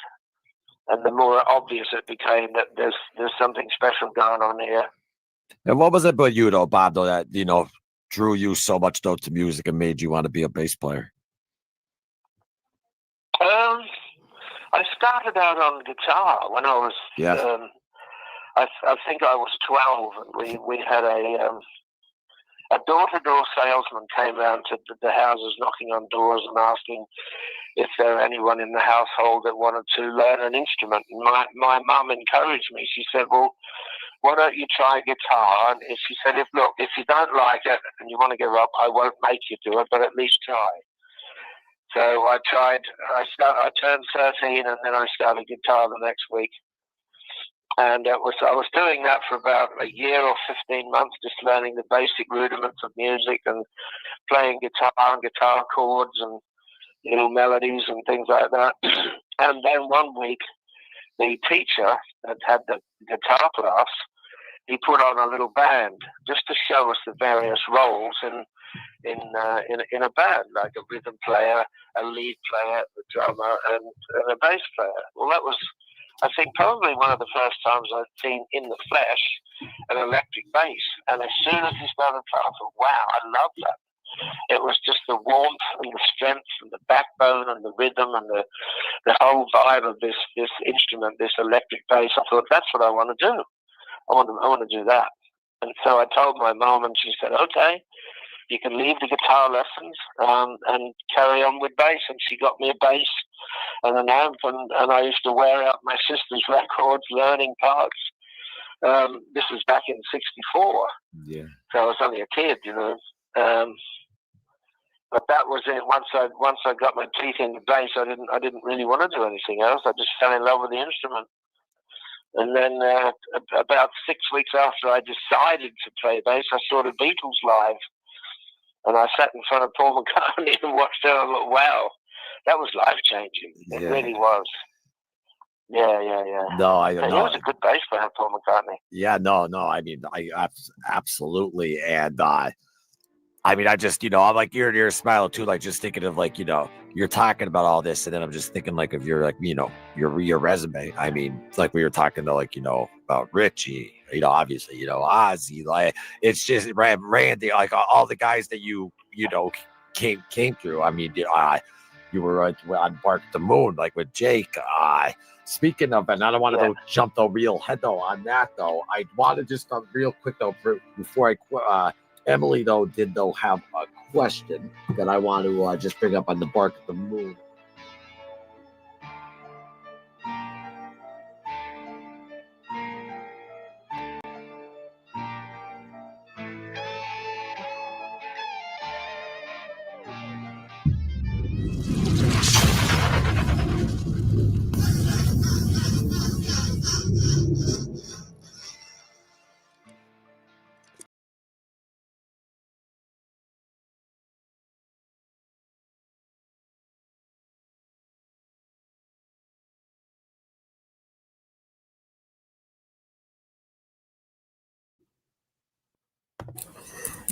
You hear me? Yep. What's up, buddy? Great part 1, man. I can't wait for part 2. Yeah. You know, some good history in there, and Awesome history. You're hearing from the guy himself. Yeah, he was great. Like we could because like I was like, you know, it was the day my father, like I just got over my father's funeral, and then like, you know, he's telling me the story, and like, you know, it's an over the phone interview, so you know, when you don't see the person you're talking to, it's tough at times too, like to know if they're Right. done, are they done, or this or that. Right. And he knew that, but there's some parts I was like, we're both. I'm like, Bob, but wait, hold on, fucking about. And he's like, well, you let me fucking finish. But he was saying it was funny. It was great. It was Dead hysterical. Americans. Oh, no, he's great. I'm teasing. I'm thinking what he's thinking. Hey, damn Americans don't know how to shut No, up. but he either. even said to me, he's like, listen, I know that the over the phones are blah blah blah, but I you know know, he was great. he's And he was level on- headed. He sounds cool. Yeah, he was on for about an hour. I think it was like an hour, to be exact, an hour and 57 minutes and 58 seconds, I think. Yeah. So it's a long one for sure. But I figured I'd bust it all out in one. You know what I mean? Instead of the parts, just throw it all out. So if anyone who just watched that, when the one drops, as long as all goes well with editing tomorrow, and then I'll announce the exact time, I want you all to know that, you know, you saw up until about the 28-minute mark right there, almost 30-minute mark. So if you don't feel like watching from that, because you just saw it tonight, you could just bust right to go to like 28-minute mark. That's safe, and then watch from there. But thank you, everyone, though, who hung around and watched that. Appreciated it. And yeah, you enjoy that though, Pat? Oh, it's awesome, dude. This is Bob Daisley we're talking about here, man. Come on. Yeah, no, man, and a lot of great history. And then what was cool though is that Iron Void, excuse me, Iron Void Army here, Victrola lady and stuff, and people were like writing in questions, so I got to ask him all those questions as well. And you know, instead of just the odd, I mean, it is though mainly like Ozzy and all that stuff, but that's why I wanted to ask him though too, like, you know, hey, how'd you get into music? How did you get into, you know what I mean? It's your history, exacty. Because I mean, music as a kid, exactly, and great story. With a resume like his, I mean, Jesus, I mean, you know, and see what I said about how he said about Randy. And we'll see what I early said. stuff like Mumbo Jerry. That's early '60s stuff, man. Mhm. That's in the summertime song, big hit. And yeah, that's why earlier I was saying, like, when he was like about Randy, like how it wasn't putting him down or nothing. It was just like he didn't follow her backward because like he just came from playing with Richie and stuff, but he knew that, yeah, you know, oh great, another one, you know what I mean? And that's why, you know, you just heard it there. Player. Yeah. And yeah, I think it was Ozzy's decision anyway to pick and he wanted Randy, so I wouldn't have changed anything. Oh, and look, they didn't even know what this is something I just like I was like making it screwed around with it. It was up in here, but I think I played it on the other show, Mind Over Madness. But speaking of like how you said like the crosses and like Ozzy and Black Magic, like look at the end of this.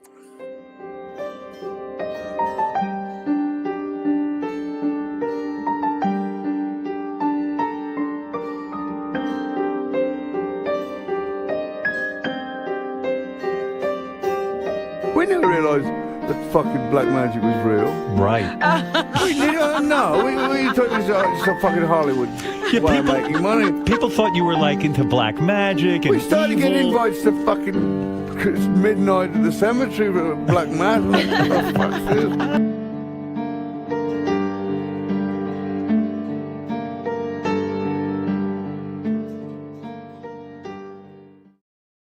So yeah, he never that's just me and myself on the piano. He says it right there. They didn't even know what black magic was.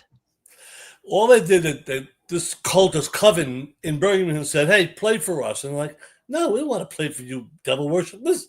And then his father said, I'm going to make you crosses and get them blessed to protect the band. And that's why they wear them. Yeah. And the opposite reason. Ozzy told devil worshippers wouldn't wear a cross anyway. They wouldn't wear crosses. And Ozzy still has, and he still had it all the way because like about a year before he passed, he was told his son, that's on video, he's like, I still have it. You know, the one that his dad made for him and His stuff father like made that. for the band, yeah, back in And the he actually days. said to him, like, he's like, "Well, I'll pass it to you." And Jack was like, "Oh, like, you know, you could tell." He's like, "No, That's not even wanted to." boy. Yeah, and not even wanting to think there. And then now it's like, man, and I feel There's I a hear. guy. There's a guy on Facebook who made them, and he made me 2 of them at a stainless steel. I got them either stolen or lost. It was $75, right?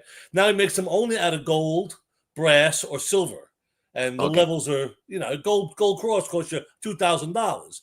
Yeah, A silver yeah. cross costs you $800. A brass cross costs you $700. Like, keep the crosses, dude. I Yeah, don't yeah. care. I bought a bishop's Unless you cross. know a guy, This guy would not give me a deal. I had to pay whatever it cost me to make them. But I went online. I found a bishop's cross because I'm Catholic. I found a bishop. I went to a Catholic store. I had a bishop's cross. It's bigger than that cross they wear. It's got a little more rough edge, round edges on it. I said, "I'll get that." It's like $20. Not really right? expensive. It was just cheap metal stamped out. Who cares?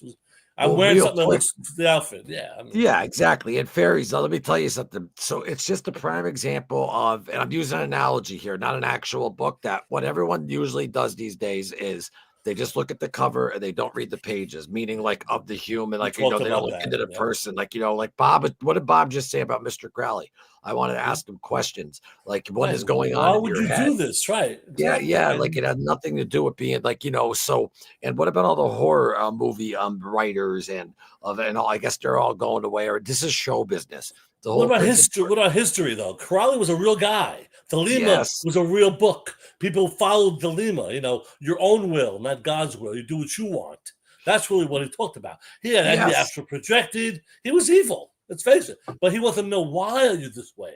That's the question he's Yes. asking. Not, I The want to funny be thing is, like like you. Jimmy, and we talked about this. Jimmy Page bought Aleister Crowley's house, and he actually and he practiced got black involved magic with it. and Right. lamb blood and all that type of stuff. And here's Ozzy, just because it's Ozzy and the look, Of and I guess course. and It's whatever. the Prince of Got the head Darkness up a thing. bat. He's a Yeah, say, yeah, this yeah. and that. He's, you know, so listen, he made more souls and people happy than God knows, and put more Well, smiles on people's I'm faces watching going home, and they're showing his room with the bats in the frames. He's got a bat in a frame, a real bat in a frame, and these weird looking dolls he has in his room.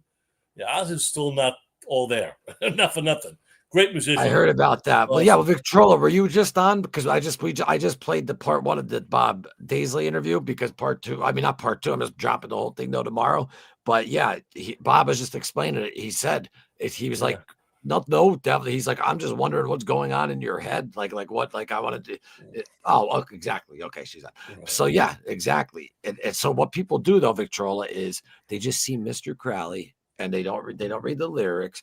They just see Ozzy. And they don't look inside the man, and they don't, you know, they just see the werewolf bark at the moon and this and that. And it's like, and you know better than anyone, Victrola, with the Cardinal, even though he goes the I love you sign. I seen right. I 50,000 love you sign, not the Malocchio. Right.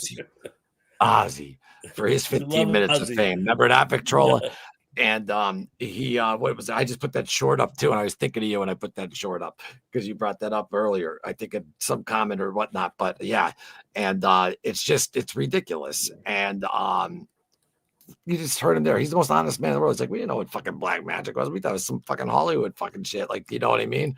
So yeah, it's and then you get all these people though, and you're a Christian and Roman Catholic, and you get all these people, and you know better but people judging. There's only one judge, so shut the fuck up. Only one judge, and he knows your heart. No one else knows your heart and what you really feel. Yeah, well, And exactly. even your Plus, wife, Patrol, your wife or exactly. your kids would know what you truly are inside. Well, Victor, yeah, but real quick, Victrola, you do what, like, you know, what you're supposed to, like, obviously, you know, you don't even need to hear the story from anyone as long as you just read the lyrics. But a lot of people don't out there. They don't read the lyrics. And now, though, I'm seeing people are believing everything too, though. That's not even true. Like, I couldn't believe it. And Gina, if you're still on, I said, if anyone plays Ozzy, I bet it might be Johnny Depp. I could see Johnny Depp playing him. I wake up today to a news report on an Ozzy fan page, and it said Johnny Depp to play Ozzy Osbourne. Then I immediately like checked into like Better Sorcery and all that, and there was not even a single article on it. But it was just weird because I just brought that up. But my point is that the AI and you don't know what the fuck to believe. That's what this. I know. They can make a story up now if they wanted to. You wouldn't know the difference. I will never even use an AI generated for like a short, like, you know, the ones like when they're like, I just don't use AI. No, this channel is organic. That is it. Like, I will never use it. So that's that. Yeah, I bashed that dumb lawyer in that Ozzy case. Yeah, I know. Ridiculous. And but this is the perfect line right here. Instead of me going, hey, did you see the interview? She's right. And that's what other people don't do. No, but she said, yeah, she saw it, but she goes, no, but I read the lyrics as a kid. Yeah, well, these people don't. They try to find a little way to, like, you know, they can't be accountability. They got to blame someone else. So that guy you're talking about from Don't Blame Me. Yeah, from Don't Blame Me, Ozzy. Well, I mean, it's called Don't Blame Me, Ozzy was the lawyer for the kid's fan. Yeah. Yeah. Cardinal, I forget his name though. Cardinal. I have it in there. I was just watching it. I hate it. I don't know if you're finishing there, Ritter, but I always get a kick out of it trolling with that guy for some reason because you said something funny about him. What I was dying. In mid 80s, Cardinal O'Connor, that's it, of NYC, criticized Ozzy. With the I love you sign, Ozzy. Remember, priests and cardinals and popes are still men. No matter what they do, good or bad, it doesn't affect the holiness of God. It's God's holy no matter what anything we do. Exactly. And their responsibilities are pretty heavy on what they got to do. And if they mess up, they got a lot more trouble than they think they're going to have. That's for sure. Oh, Chris, I even said that he would be amazing though at that. My point being is that was just fake. It's just not real, you know. So it's like, you know, you always get, you know, you just got to watch what you read out there these days and see. Now it's especially see. It was always read though. Like you really got to. You can't just read what you believe. You know that though, Chris. But it's like now, but you know, you might watch a short and you might see something nuts. And it's not even real. I appreciate that you keep the channel so authentic. Oh yeah, buddy, man. I that's one thing about me here, man, is that you will never get any of that. Just like the video of Ozzy putting his arm around the guy, and there was people in the comments going AI. I was like, and then I calmed down and I was like, wait a minute, I don't blame them for blaming me because that's what everyone they'll fucking uses. I will never. If I use AI, I will also everything I do with social media. No, it'll never happen. Millionaires, never happen. And if it comes to a time that's all we could use, then I'm done. Albums were cool that way. Like notes and lyrics. What's happened? Wait, albums were cool that way. What do you mean, Pat? I'm probably confused because I was talking. No, I'm probably confused because I was talking about AI. No, we're talking about lyrics. The old days, you can open up an album and read the lyrics of the song. Oh, yeah, that was that. And realize what the guy's saying rather than listening to the song. Yeah, and saying, but back then, that was the old days, though, when he got accused. But people didn't catch on, it seems. It's like, didn't they? I caught on. Yeah, like, you know. I knew he wasn't wanted to be Crowley. He was asking the question, why are you this way? Well, you don't even have to catch on. You can just read. Like you said, you just read. You can. Some people read and don't catch on. I got news for you. I know. To the most they believe what the news tells them to believe. Well, that's the whole reason though why we're all where we're at. That's exactly. You're 100% right. It's all media. Media controls everything, man. It's all media. Yeah. Yeah, my son. You just got to discern what's right and what's wrong, not by media, but by what you believe. You know. So.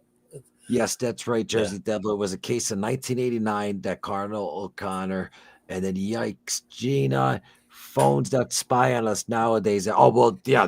They could just hit a button in a second, and they could get you. We're being watched, and everything we do, we're being watched. Every keystroke, every phone call. Come on. Yeah, and don't do anything illegal. You're okay. And record it in a sense of meaning, like let's hypothetically say that someone does something and like they look at you, they immediately boom find you. They look at everything. I used to live in Colombia. It was about 20 minutes from NAS, from Fort Meade. Oh, really? So, yeah, right. 10 minutes, 15 minutes away from where I used to live is Fort Meade. So you got. You can't go in there, of course. Oh, they blocked it off. I mean, they spy on the world there. I mean, this show is real. Fucking right, So but it's real. I leave my well, it always will be. I leave my phone in a separate room whenever I'm not using it. Yeah, too, and a lot of people say too, like like when you're sleeping or something, like like your phone though shouldn't though. Even a lot of people do it. I'm not gonna lie, I do it at times though too, but I do too. not because of like spies or anything though like that though. But I just hear like constant cell phone screens, a constant this and that. But see, for me though, I edit a lot, so like my face is like almost always in a screen because I edit for I'm not talking about this channel for like other stuff. It's like that's my living, so I'm saying that's what I do. So it's like Yeah. I'm sure that's gonna fuck me up in some way or whatever. But back to what we were saying, yes, they could find the eye in the sky, could track you, everything. They could track your device, track everything, and yes, Nothing wrong and nothing to worry about. That's what I say. You're doing here's the something, funniest thing. nefarious, you got to worry about getting caught. Yeah. Besides this webcam here, there's a thing on top of my laptop. I'm sure many of you folks have one too on yours where you could like hit the slide button to cover the dot. Oh yeah, I'm sure that's yeah, that works. You could. Yep. Get the fuck out of If it here. makes you feel better, put a piece of tape over it. That's all. Well, yeah, that's the other thing too. What Jersey just said too. That's another thing now. Like I just think like back in the days though, like from people who are like, watch what you say and or like when you can't even with Bluetooth, everything, cars, they could Technology, man, technology. It's gonna be they'll track you Skynet. in a second too. Like AI is gonna turn into Skynet. We're gonna have them terminated before you know it.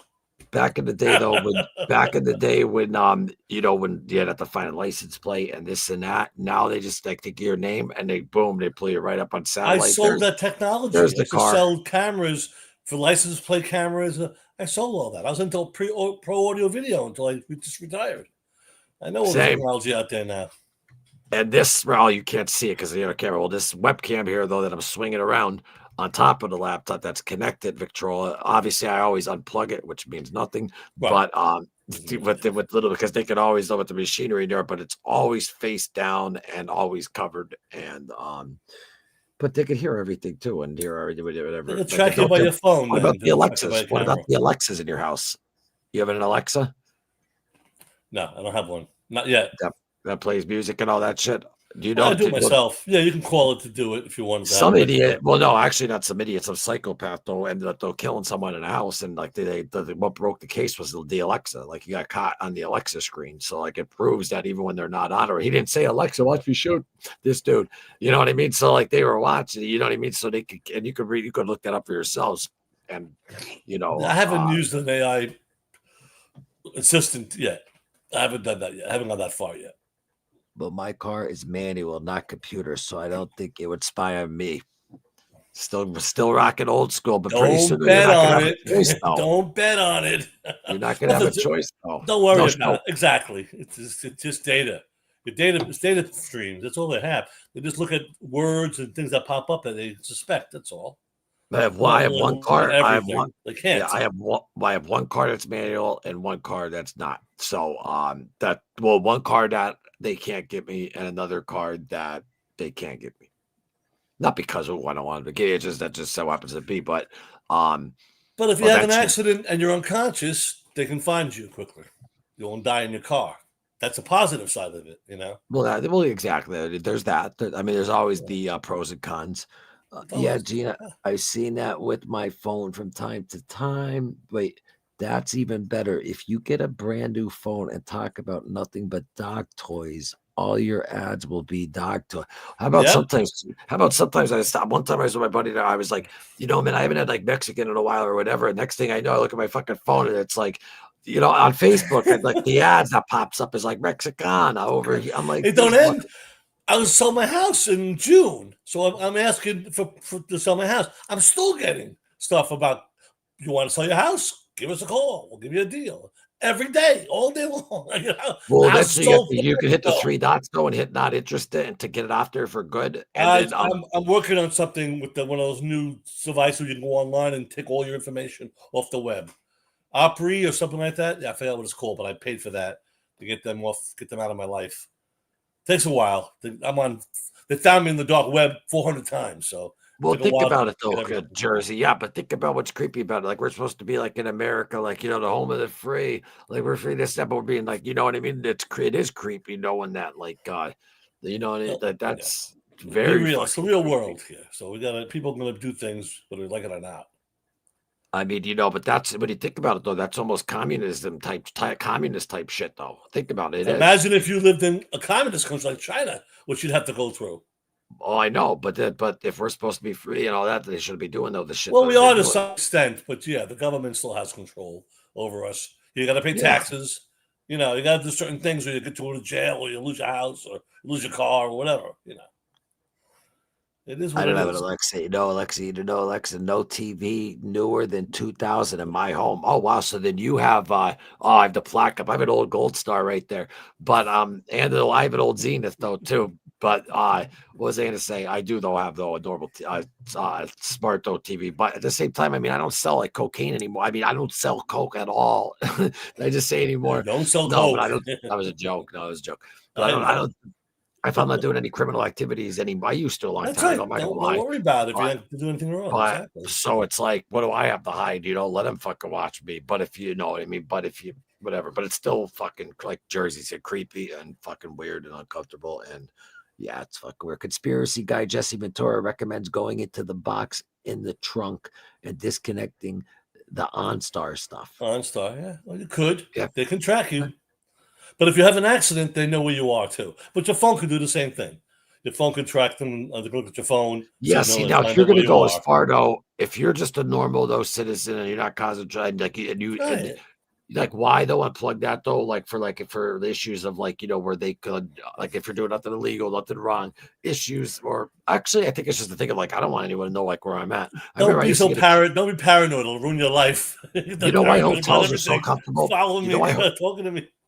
I always wanted to know why hotels rooms like were so comfortable. Like not if you're like doing it constantly, but like here and you're like when you're by yourself in a hotel room, and even though you might have a comfortable bed at home or whatever, why is a hotel? Why? And I figured it's because nobody knows where you're at. So it almost goes back to the analogy. Like I used to do that and like not telling you when nobody knew where I was at. I was like, this is so great.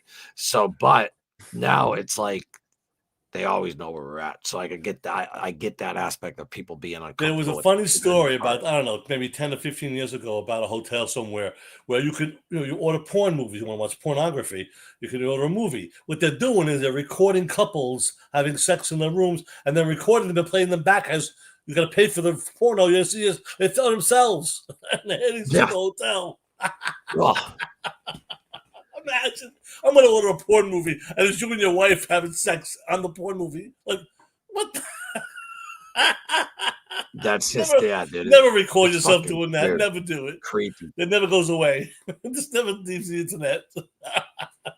When you put up on the web, it stays there forever. So be careful what you put on the web. No sex pictures, no sex videos. They always bite you in the ass. Well, yeah, no. I mean, why would you put that up why would you put Some that some people get kicks out of that. Sex sexing, like they love it. Not me. No, I know that, but I'm saying, but yeah, but I mean, no, I know not to put that up on the internet. Right, but some people don't know, don't care. You know what I mean? They're looking for a hookup. They're looking for a hookup. They don't give a crap. They realize that they're pictured of the naked body. Well, let them fucking do that thing because they're probably creeps and deserve to get fucking caught. I know. Who knows what they're gonna get? What was the joke that Rodney Dangerfield said? Oh, I went to Vegas. I met a beautiful girl named Valerie Dubois. Just call her VD for short. Him and fucking what's his name? Oh my god, it's gonna kill my head. Who is the fucking other guy? He's fucking great. I can't believe I can't think of him. Oh, Don Rickles. I love Don Rickles, please. Yeah, classic of all time. Yeah. I don't have a star. I could see if you get into an accident and wouldn't be able to call emergency services. Right, Otherwise, OnStar wouldn't be needed.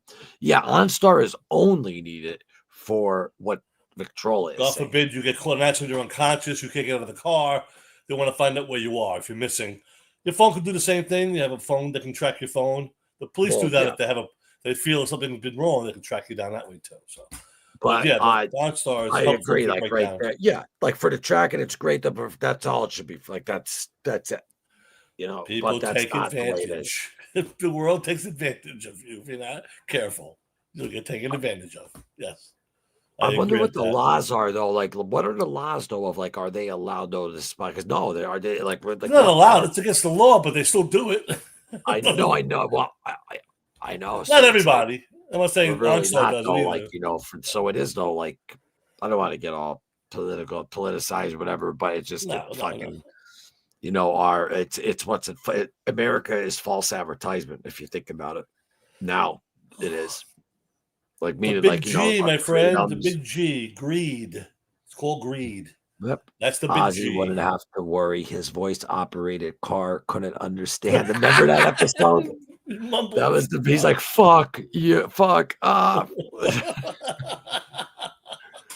That episode was fucking great. That show was so funny because I can't turn the TV on, Jack. I can't turn the TV on.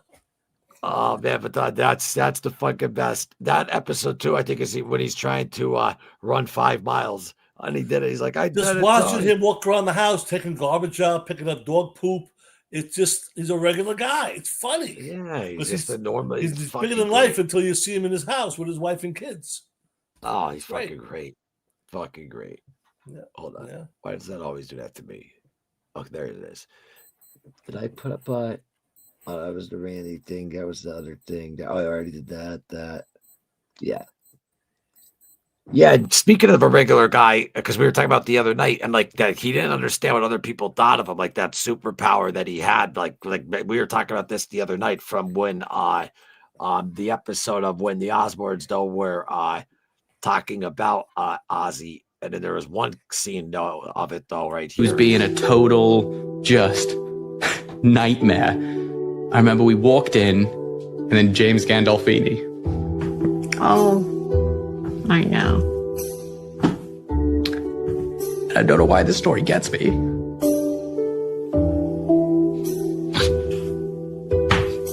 But he walked up to Dad. I know. And this is like the height of The Sopranos. And James Gandolfini like gets on his knees and just kisses Dad's hand. Yeah. But it was just that kind of, he's still like, I think he always struggled with like his superpower because he didn't understand it. I agree. Yeah. Very Like much. didn't know, It's like, he very just- insecure. Except for being on stage, he was very insecure about everything else. All he wanted to do was be on stage. I understand that part of it too. I'm nothing like that. Don't get me wrong. I'm nobody.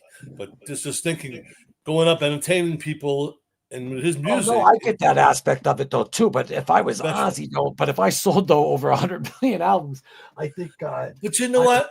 His wife took care of all that stuff. He wasn't involved in the business that much. He was. No, I know that though. But I mean, every time he went outside, though, there was people though. I love you. I love you. I love you. I love you. But he Well, still. I remember I was watching the Detour shows again when they went to the Alamo. He goes, Jack, if we go outside, it's going to be a mob scene. Oh, Pop, we'll go over. We got to talk to the. It's going to be a mob scene. And sure enough, they went outside. There's hundreds of people waiting for him. They knew he was there. They came, Yeah, he they just loved him, but he didn't want to. He couldn't take pictures with anybody. I can't. It's almost like after a show, he got like that fill on love, but then after he like woke up the next day, it was like a reset, and then had to do it. Back to himself. 5 back years to of that. 5 years of that. Besides those little appearances with no show, and then he got to do that last show. It's not the only one though. A lot of some of these big stars have that insecurity. They only feel they're worth something when they're on stage in a band, but they don't feel they're worth Yeah, something. but named. I'm trying to think though. Name me those some of those just as like a regular like Ozzy could sit down up the road, like he could be in any blue collar neighborhood and talk to. Like he's just so authentic and so real and so and never changed. And that's when he put Gene. Even you put his death, like he even put Gene Simmons on his knees. He's like Gene Simmons is like. Looking back on, he's like, Ozzy never faked it, or he's like, I played the game, I faked it. And he's like, I wish I never did that. Like looking Kiss back. is all show, no go, as far as I'm concerned musically. But he's just saying, like, as himself, right, like as a person. He's like, Ozzy would sit there, like when, for example, when someone asks someone, do you know this band or do you like this band? And people just agree to agree. So I guess to look cool. Ozzy would be like, I like ABBA. I like fucking this. I like he did, like he just never like he just was just Oh, he was real. No doubt about it. Yeah. Real as it gets. And if no That's one knows what seen counts. that though yet, though, that and I like that they did that instead of like 60 minutes Sharon Osbourne's first interview. I love how they just sat around the table and My heart went there out it to is. them. They were, I mean, they're crying. Of course, they're crying. They lost Ozzy. We're all crying about it. Imagine what they're going through. And they made Yeah. it though. They made it though because of the reason why though they said they were making it was because they had to the outpouring of love and especially the Yeah. UK. They said it was almost as big as like Princess Diana, but the name Yeah. of it is there will never be another Ozzy, which is a fact. And that is just on the Osbourne's page. And when you just type in Ozzy, I'm sure anyone could find that. But that is powerful. An hour and a half. Watching going home, my heart's going out to Sharon because they moved to bring him to do one show. He's gone. 3 All that weeks. work, they built a lake and everything, and he's never Oh, done. dude, that was The heart was like, oh, poor Sharon. Oh, and did you see like when they're coming in the golf cart and he's like, yeah, we'll get more. I like those trees. And remember when he's laying there, he's like, I could smoke pot though, right? She's like, shut up. And like, he's like, no more phones. He's like, I just want to be with you. And then fucking, Yeah, they want to be together, and he's gone after a month and or then so. like she's getting the house ready and all that They stuff. put a lake. They built a lake Oh, for them to look at the lake. You got $200 million. You can do stuff like that. But the point I'm making is they go there. They're going to spend the rest of their lives together in that hotel. Well, there's house. part of the lake though. There's part of the lake Yep, you're talking yep. about, but that was their flower arrangement when he passed. I know. But the point I'm making Best is flower arrangement that they ever. planned on being together a few more years, and then he's gone after a month. Of course. And it was so when I saw it, Terrible. Yeah. when I saw it, right, I thought he was at least out there from like 2024. I was like, whoa, wait a minute. Oh, and what it took to get him out there, like, because he had sepsis towards the end, and like, he got real sick again after a fall. He went through fucking hell. Well, he had a lot of problems at the end. Just to get the to Parkinson's and the problem with his back and his legs. He his fell neck. again. I have leg problems. I understand what he went through. Not like he did, unfortunately. And then I put that short up from coming home today that was talking about like how like she was explaining what happened. And remember they had to put that liquid cement in there, and then like that didn't work. And dude, if you watch, I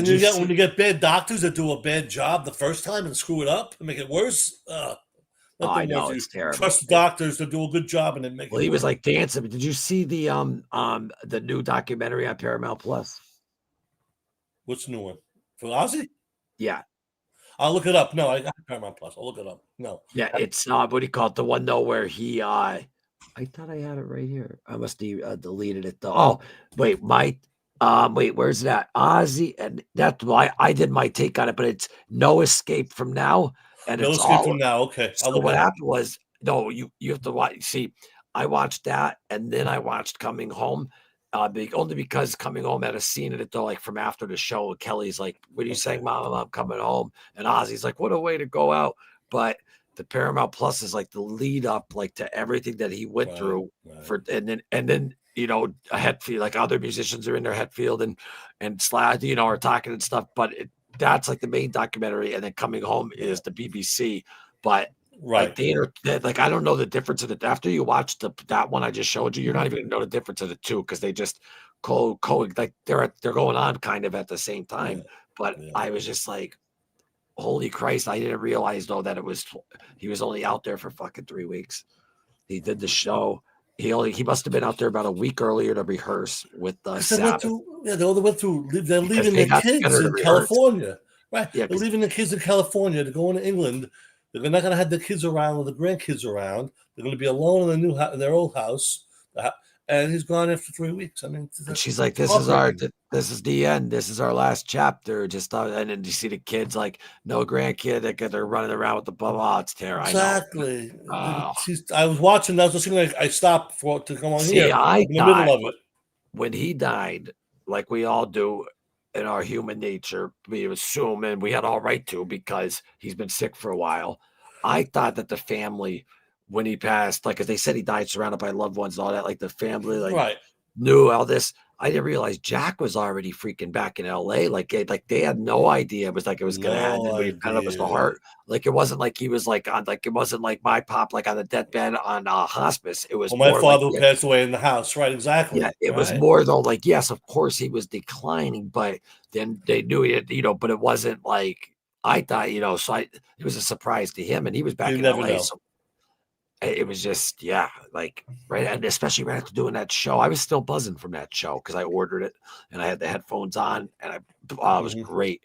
It was so great just because even with all the other bands, it reminded me of always like going to Ozfest and you see all the other bands. Like my whole life Ozfest, flashed yeah, that's before, what it looked like to my me whole too. life flashed before my eyes watching that show, like seeing even every band because everyone's getting older now and stuff like that. And like, listen, people out there, Yeah, I mean, all life the don't bands wait. I grew up with, they're all half of them are Life dead. don't wait. Do what you want to do because life does not wait. And time is so sacred. And like we kind of take it for granted because even today I was just thinking, like, even though I think everything was said to my pop, I still am like, we don't understand how valuable time is, and it can't be. That's the one thing you can't buy.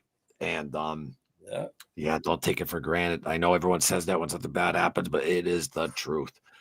Say It's your the piece truth. to everyone People you out care there. about, be right. Don't fight with anybody. Love everybody because you don't know how long you're going Yeah, to be here. it's true. It's true. We're too fragile, meaning like more wise, like we could go like that, meaning that what's the point of the hold grudges? I know if someone really fucks you over and kick him in the head. But my point being though, Let it go. sorry. You know what? Forgive for your own self, not for them so much. No, exactly. And put him in line. But my point being, Hey, forget about it. but my point being How many is times I gotta tell you? no, You but gotta do the right thing for the family. all I'm saying is be nice to one another and love your neighbor as you're kicking him in the head. Remember, the As man you're that comes slapping to do with his the Barzini fucking head meeting. out. He is a traitor. Fight the fucking no, I'm just kidding. Oh, that's funny. James Gandolfini James was Gandolfini. And he still died is. young too. Yeah, he He was gone right after the show was over. he He still left. is icon. He's an icon forever. I mean, what a role though that was. And then He he wasn't that dies. old. He wasn't that old. That And he was in attack and Rome drop with dead. him and his boy are in Rome, and they're having dinner, and then he freaking goes up in the hotel. Then his kid comes in to The see heart how he's attack and doing. dead. They're gone. Found him. It's Like, time to go. Time to go.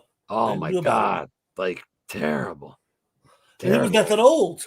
At that was time, that he was the old. biggest Gina because that was the biggest show ever. Like right at that time, meaning like actor, I was like, I never missed a Sopranos. Never missed a Sopranos show. Yeah, I watched the repeats too. I know. I'm so happy that Jack though did that. And Jack The was Detour talking about show, I love it. I still watch it. I loved it. yeah, but see, I wish though, Jack, like if I ever say something to him, I heard him go. So there, while he did that with his father, he was going through his divorce. So he mentally like he needed to be right. It was hard for him. No, it was hard for him to mentally. He was talking about doing that. He's like, I wish though, like that I was more mentally present. But listen, okay, but how many people though could have? I remember moments that I had with my father, but you could go back and watch some of the footage. And I know that's going to be hard, but at least though, like if you can relive all that. you can relive all that. Like that's the beauty of it, though, and that show, and like that's awesome. And so can the fans. That's what I watch it for, to enjoy it again, to enjoy Ozzy again. I haven't seen the stream. I'm sure they're going to put a DVD out for it eventually. His final show, back to the beginning. It'll come out. Oh yeah, no, they are. They pulled the stream, but they're going to record it. No, I mean, but they're doing like not just Ozzy. You're going to have, like they said, they had Metallica, Judas Priest, Pantera, Ozfest. It's Ozfest. Pretty much, it was Ozfest. Yeah. I think they were only there 22 days before his That's it. You're right. That's about right. But yeah, you're right. Because 17 days after the last show, the show was the 4th of and July. that would make him 18, 19, 20. That's 5 more days. So yeah, it was 5 days. So then he must have only rehearsed once or twice then with Sabbath before that show. That's crazy. Those guys, yeah, I'm sure he knew the stuff they were going to do. No, actually, I wonder if Sabbath though probably flew in though to LA to see Ozzy. No. It's been a while and he's been sick. Believe me, they had to rehearse a little bit. And Tony, I'm sure a little bit, but Tony Iommi though even said though during rehearsal, if he did it wrong, nobody would say a word to Ozzy if he messed up. He's done it before. I even said if he doesn't, even if he sounds a red, I don't care if he cares. Who cares? Like. That's right. See him on stage is what you wanted. Because honestly, vocally, he was okay. He wasn't the great Ozzy of the 70s that I Well, love. no, but he's been okay like that But though since even he's an 2017. old He guy. shocked me. He shocked me. Right, Though, he's 76 and he's sick. How good could he get? 6, 7. Exactly. He only had 17 days left to live. Looking back on it, whenever I He see didn't know him, that, but yeah, I exactly. know, but it's like, oh, like wow, and like Yeah. if like Tony Iommi said, fair play to him. He made it like, and if when you see the Paramount Plus, and well, you saw the Coming Home, but when you see the other one, I'm gonna watch that one. wait till you Coming know. Home But I was mean, over. the struggle and the fight that it took to get to where he had to get is He was determined to play one last show for his so fans. That's what we love about him. Pierce That's why Morgan, he's he's so like, great. I don't care if in 4 years ago, he's like, I don't care if it fucking kills me. I'm gonna get back up on that stage, and he fucking did. And then, like, I don't know, it's fucking crazy. I just wish that way he didn't suffer as bad as he did. He went through a lot of hell. Yeah, he went through a lot of pain in the back, especially in your spine, It's your like neck, when your they- back, your yeah. shoulders. My wife had 3 back surgeries. Yeah, dude, and that uncomfortable, No like fun. the spine, like that's oh my god. Well, she had fusion. Her lumbar's all fused. And she still has pain. It'll never go away.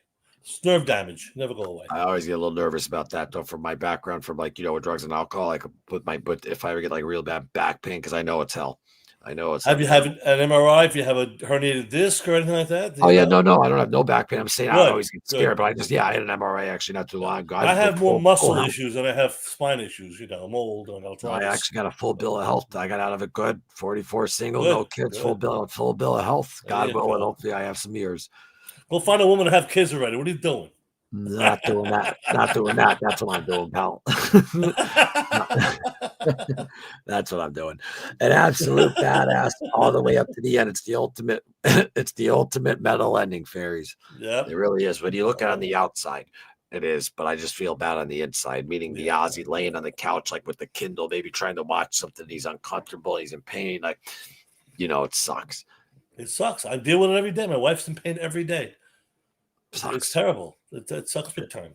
I bet you wish you could take her pain. I bet I wish. Oh, I'm in pain too, but not like her. Yeah, I wish I could take her pain. I would. Yeah, that's It's true. been a lot of years too. It's been like since 2010. Well, it's been a Jeez. long time. Yeah, That sucks, man. Sorry to hear that. Nobody should. it is what it is. We deal with it, and she can't have any more surgeries. It'll be 12 hours, and she wouldn't live through the surgery. So the doctor said, "Don't have the surgery the other doctor told you should have. Don't do it.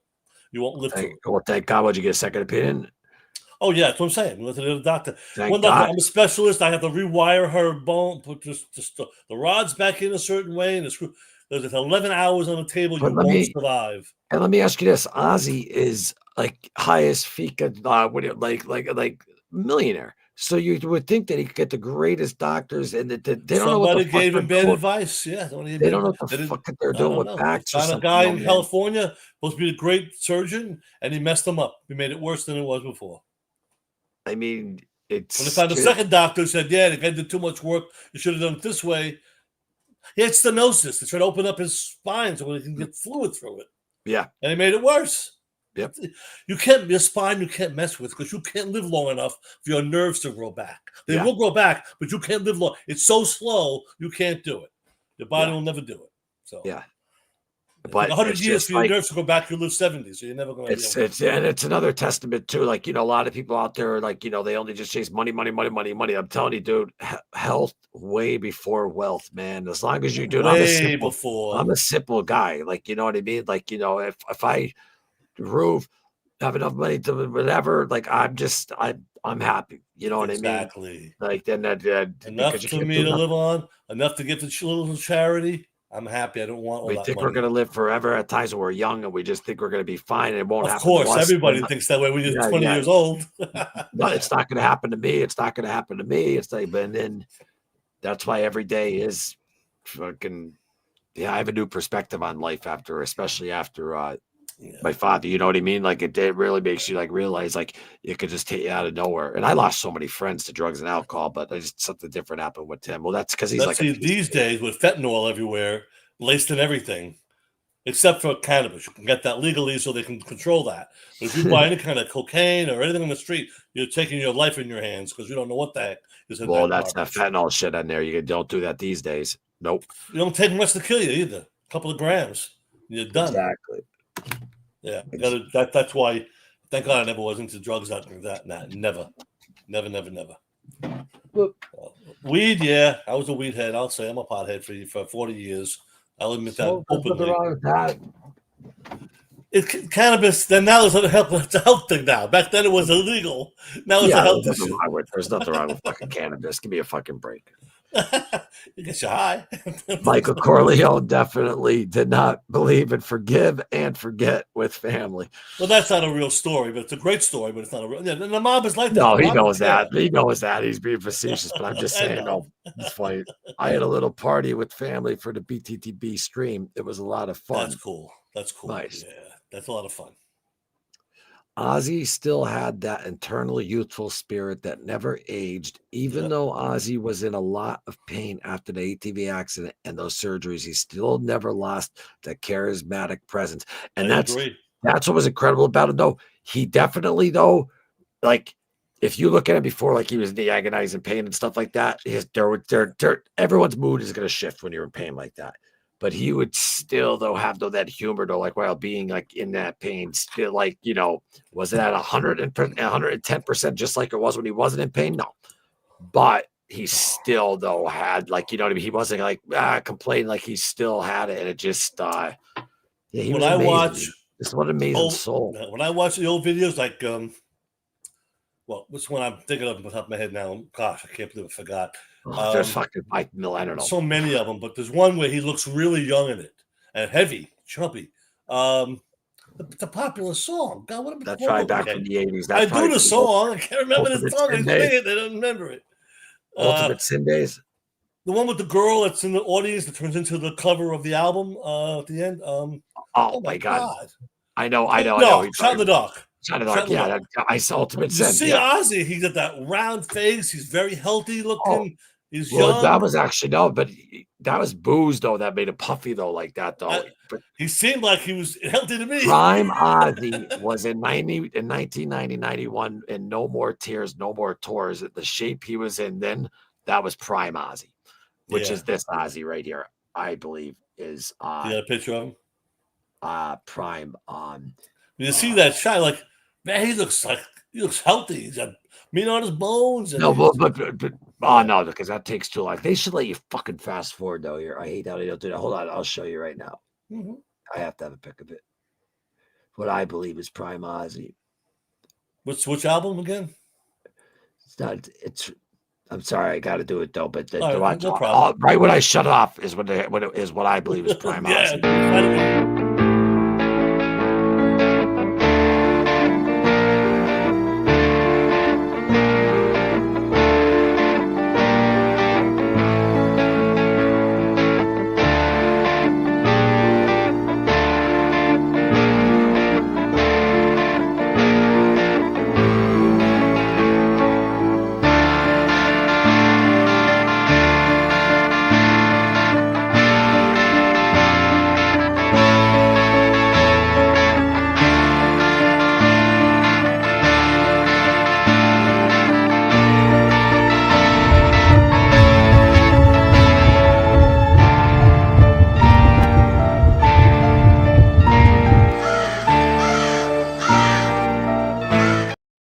There's your Prime Ozzy right there. Right in between. Tears, right in between No More Tears and Osmosis. Yeah. That looks good. If you watch the No More Tours tour, look, oh wait, oh yeah, yes. Hold on one second. Well, no, you can keep rocking and rolling. You know what? We're gonna do it like last time. Talk to the folks.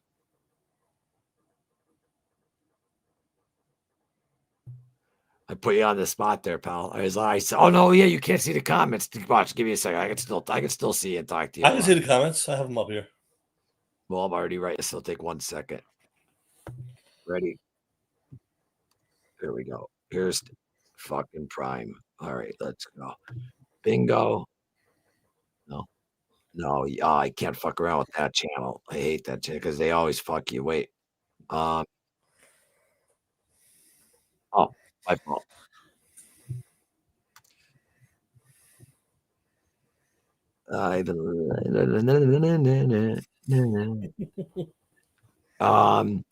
Fuck, why would there be two Vivos?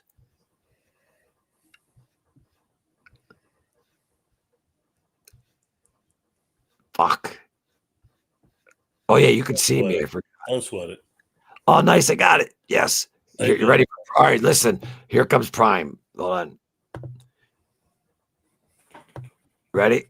Prime Oz, without a doubt, right here from CryArc, CRYARC, CryArc. I'll give him a subscribe, and this version of Crowley, it's so fucking haunting. Hold on. That song was haunting. I know, but when you hear the keyboard intro, like Mhm. it's so. What?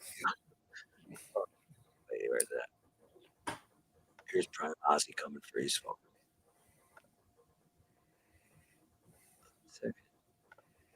Because I don't have a producer, so bear with me. All right. And then this is from CryArc.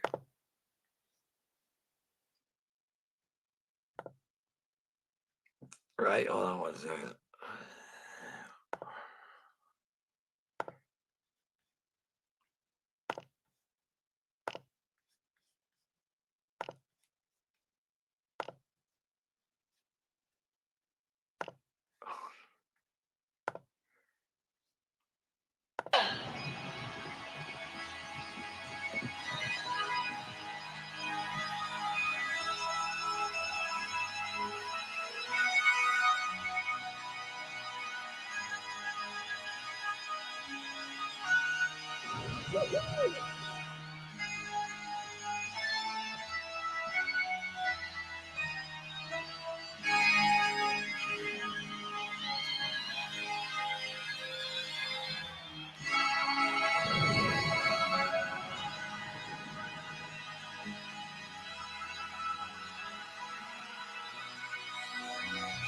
Let me see your hands.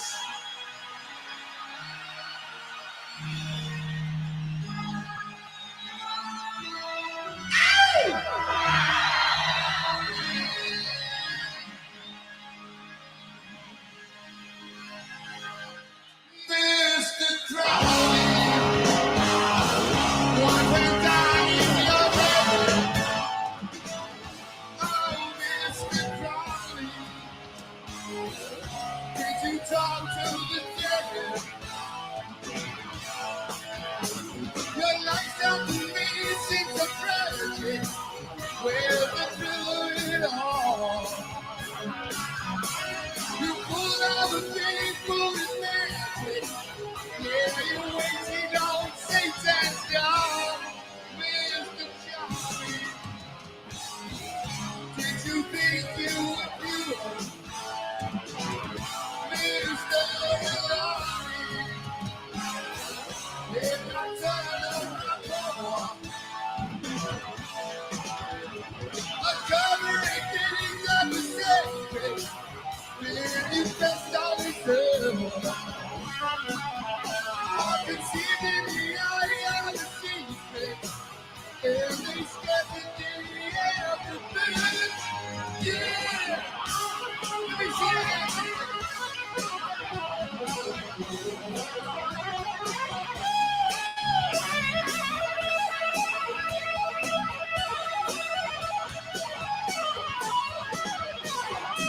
It's just a rock and roll rumble.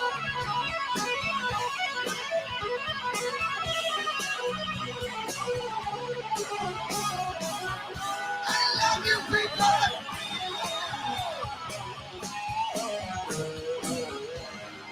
Mr. Crowley, won't you ride my white horse? Oh, Mr. Crowley, it's symbolic to cross. Approaching the time that is blessed. I need that Venus call. I'm approaching the time that is blessed. Standing with their back to the wall. Yeah! Let's get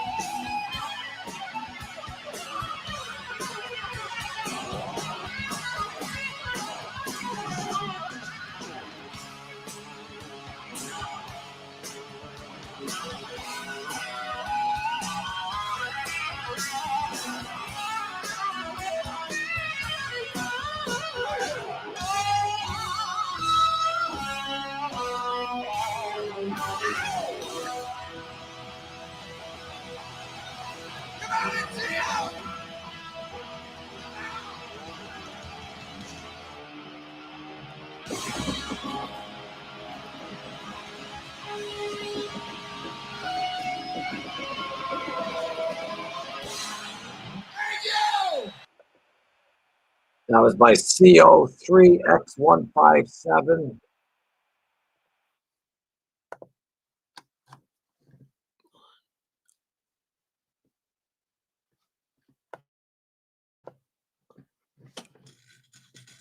Can't hear me? Could you hear me? I can't hear you.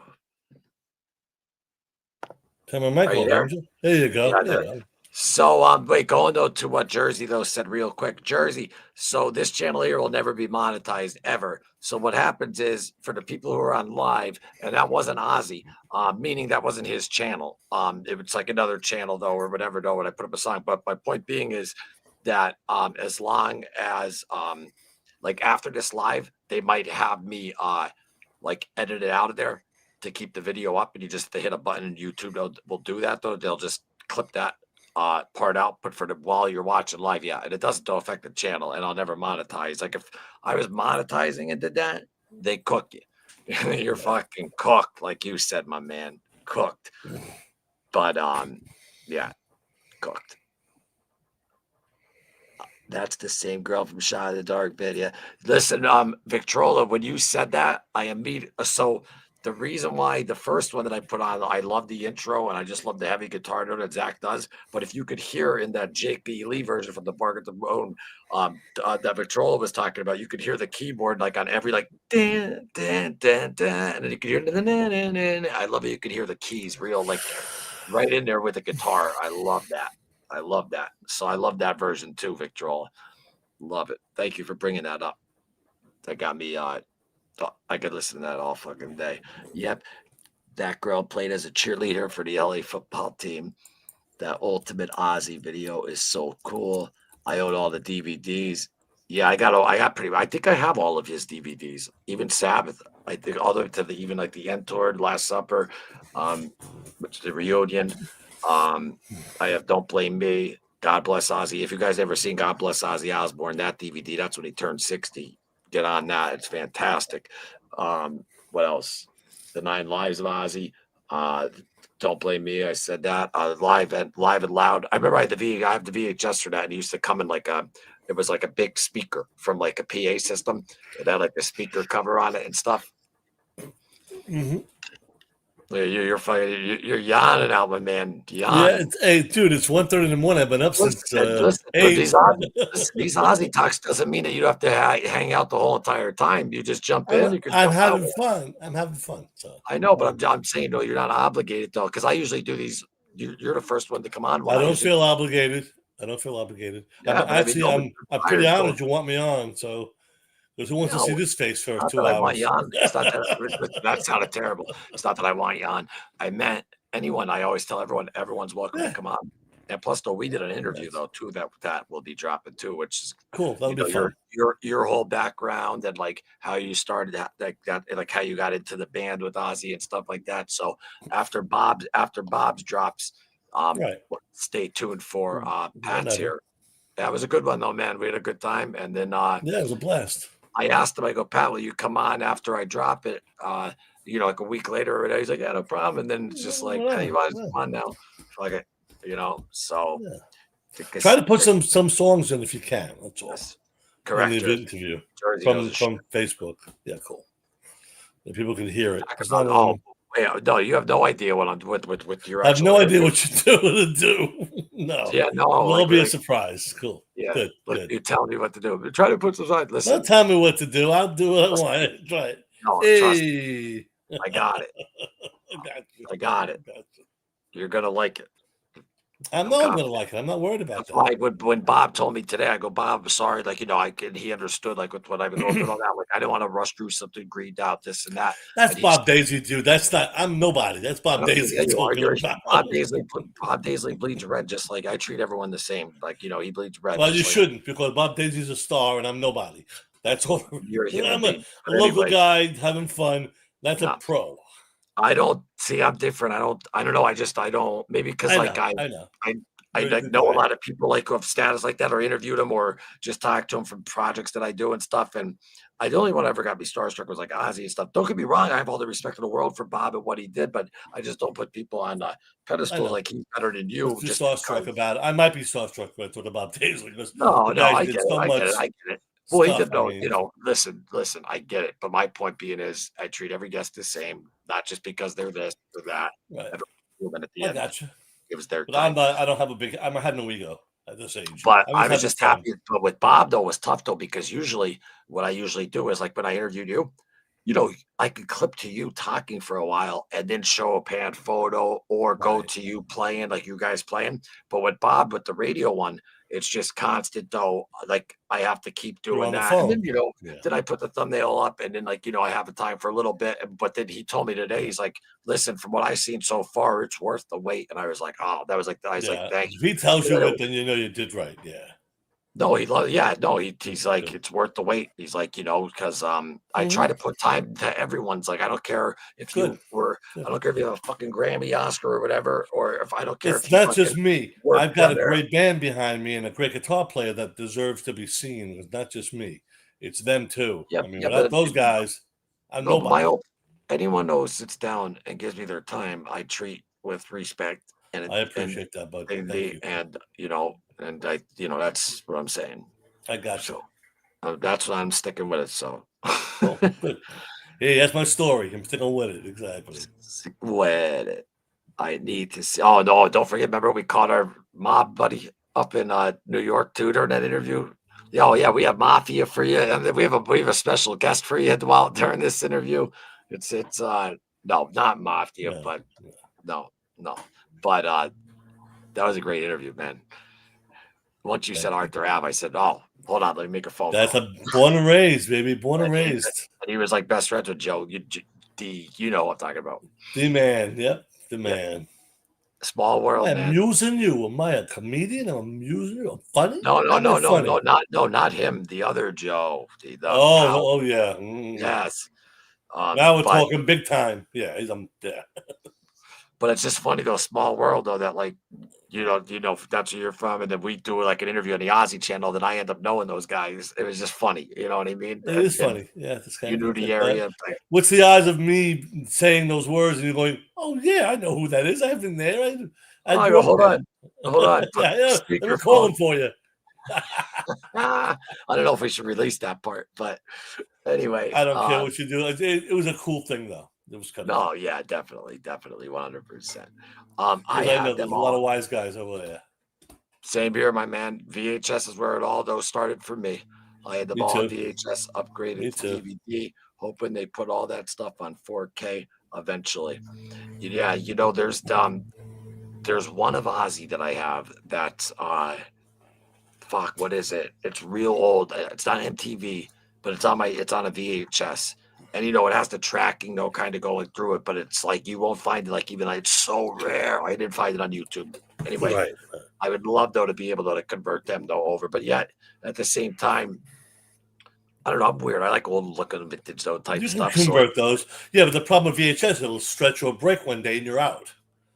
You got to get it transferred to something more permanent like a DVD in case the tape gets ruined. Big Troll, do you have a DVD player?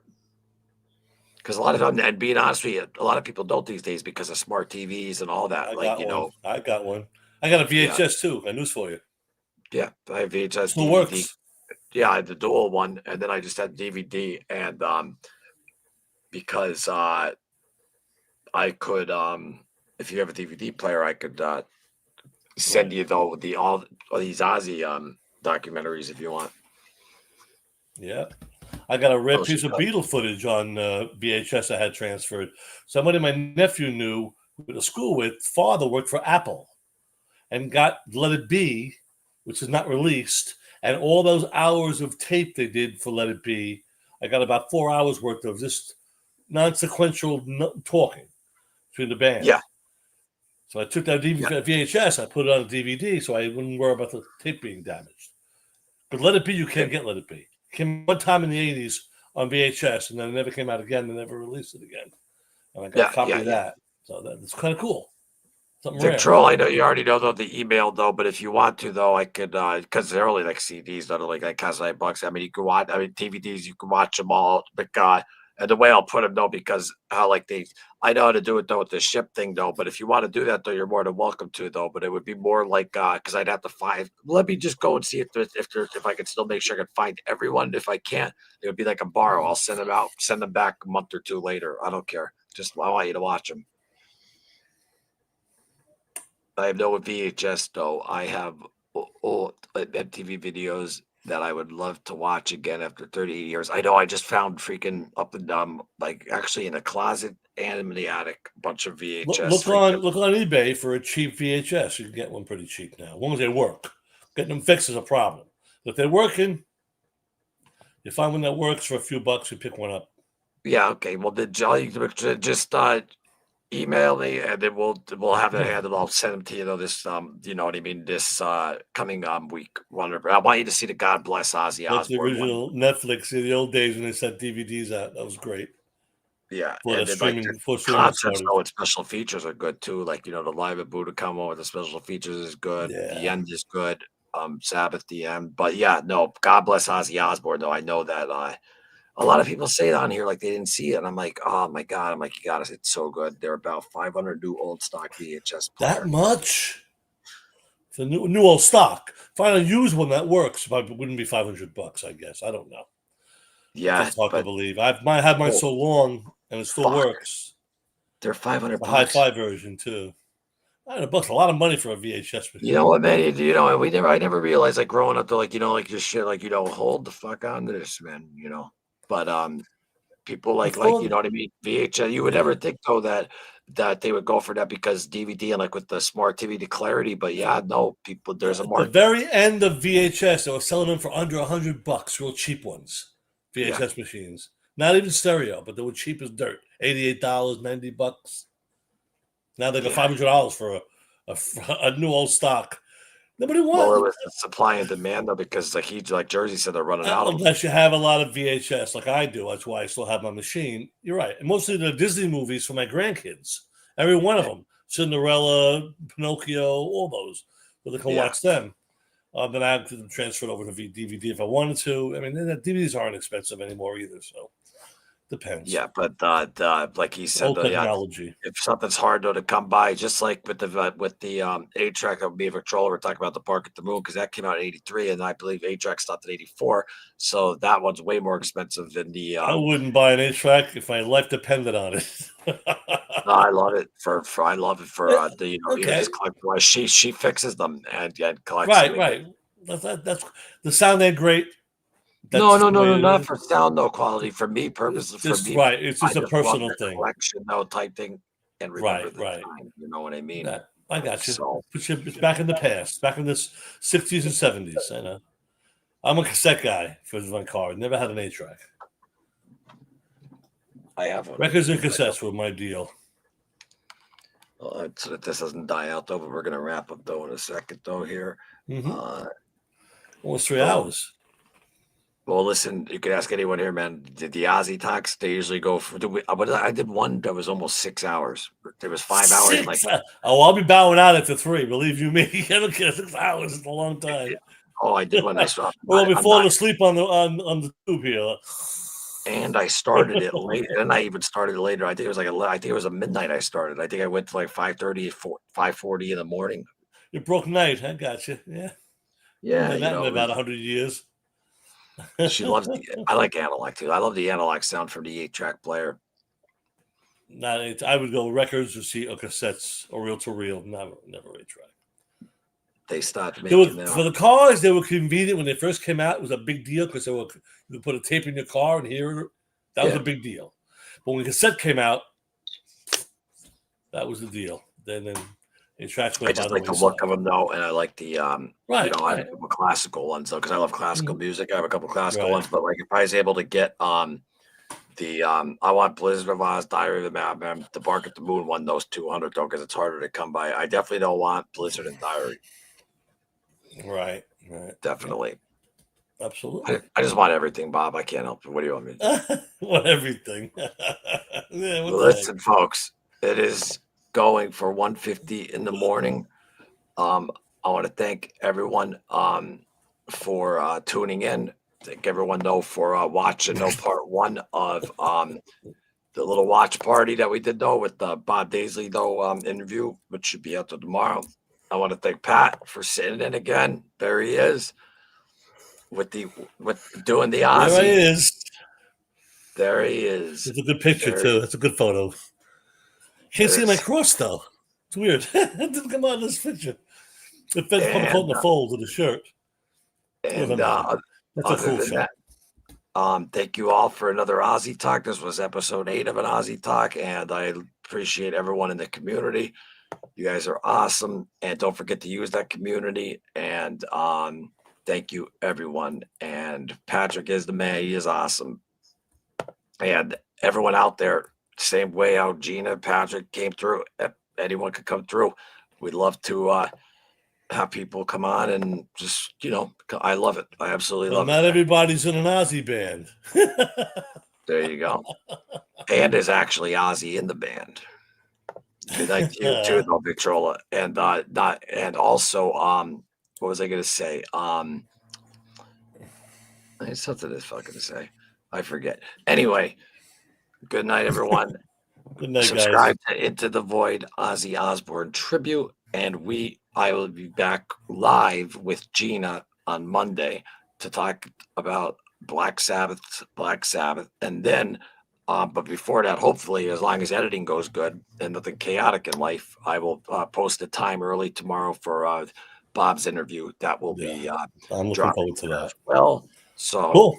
And remember, we're never monetized here. We're never AI here. This is only for the diehards. And good night to you too, Victrola. And I will definitely do that for you. Use the email. And I love you guys. And thank you so much. And Pat, thanks again, my man. All right, brother. Talk to you soon. All right. Good night, brother. All right. Take care. Good night. Thanks again, everyone. And I will see you next time on Into the Void, Ozzy Osbourne tribute. Good night.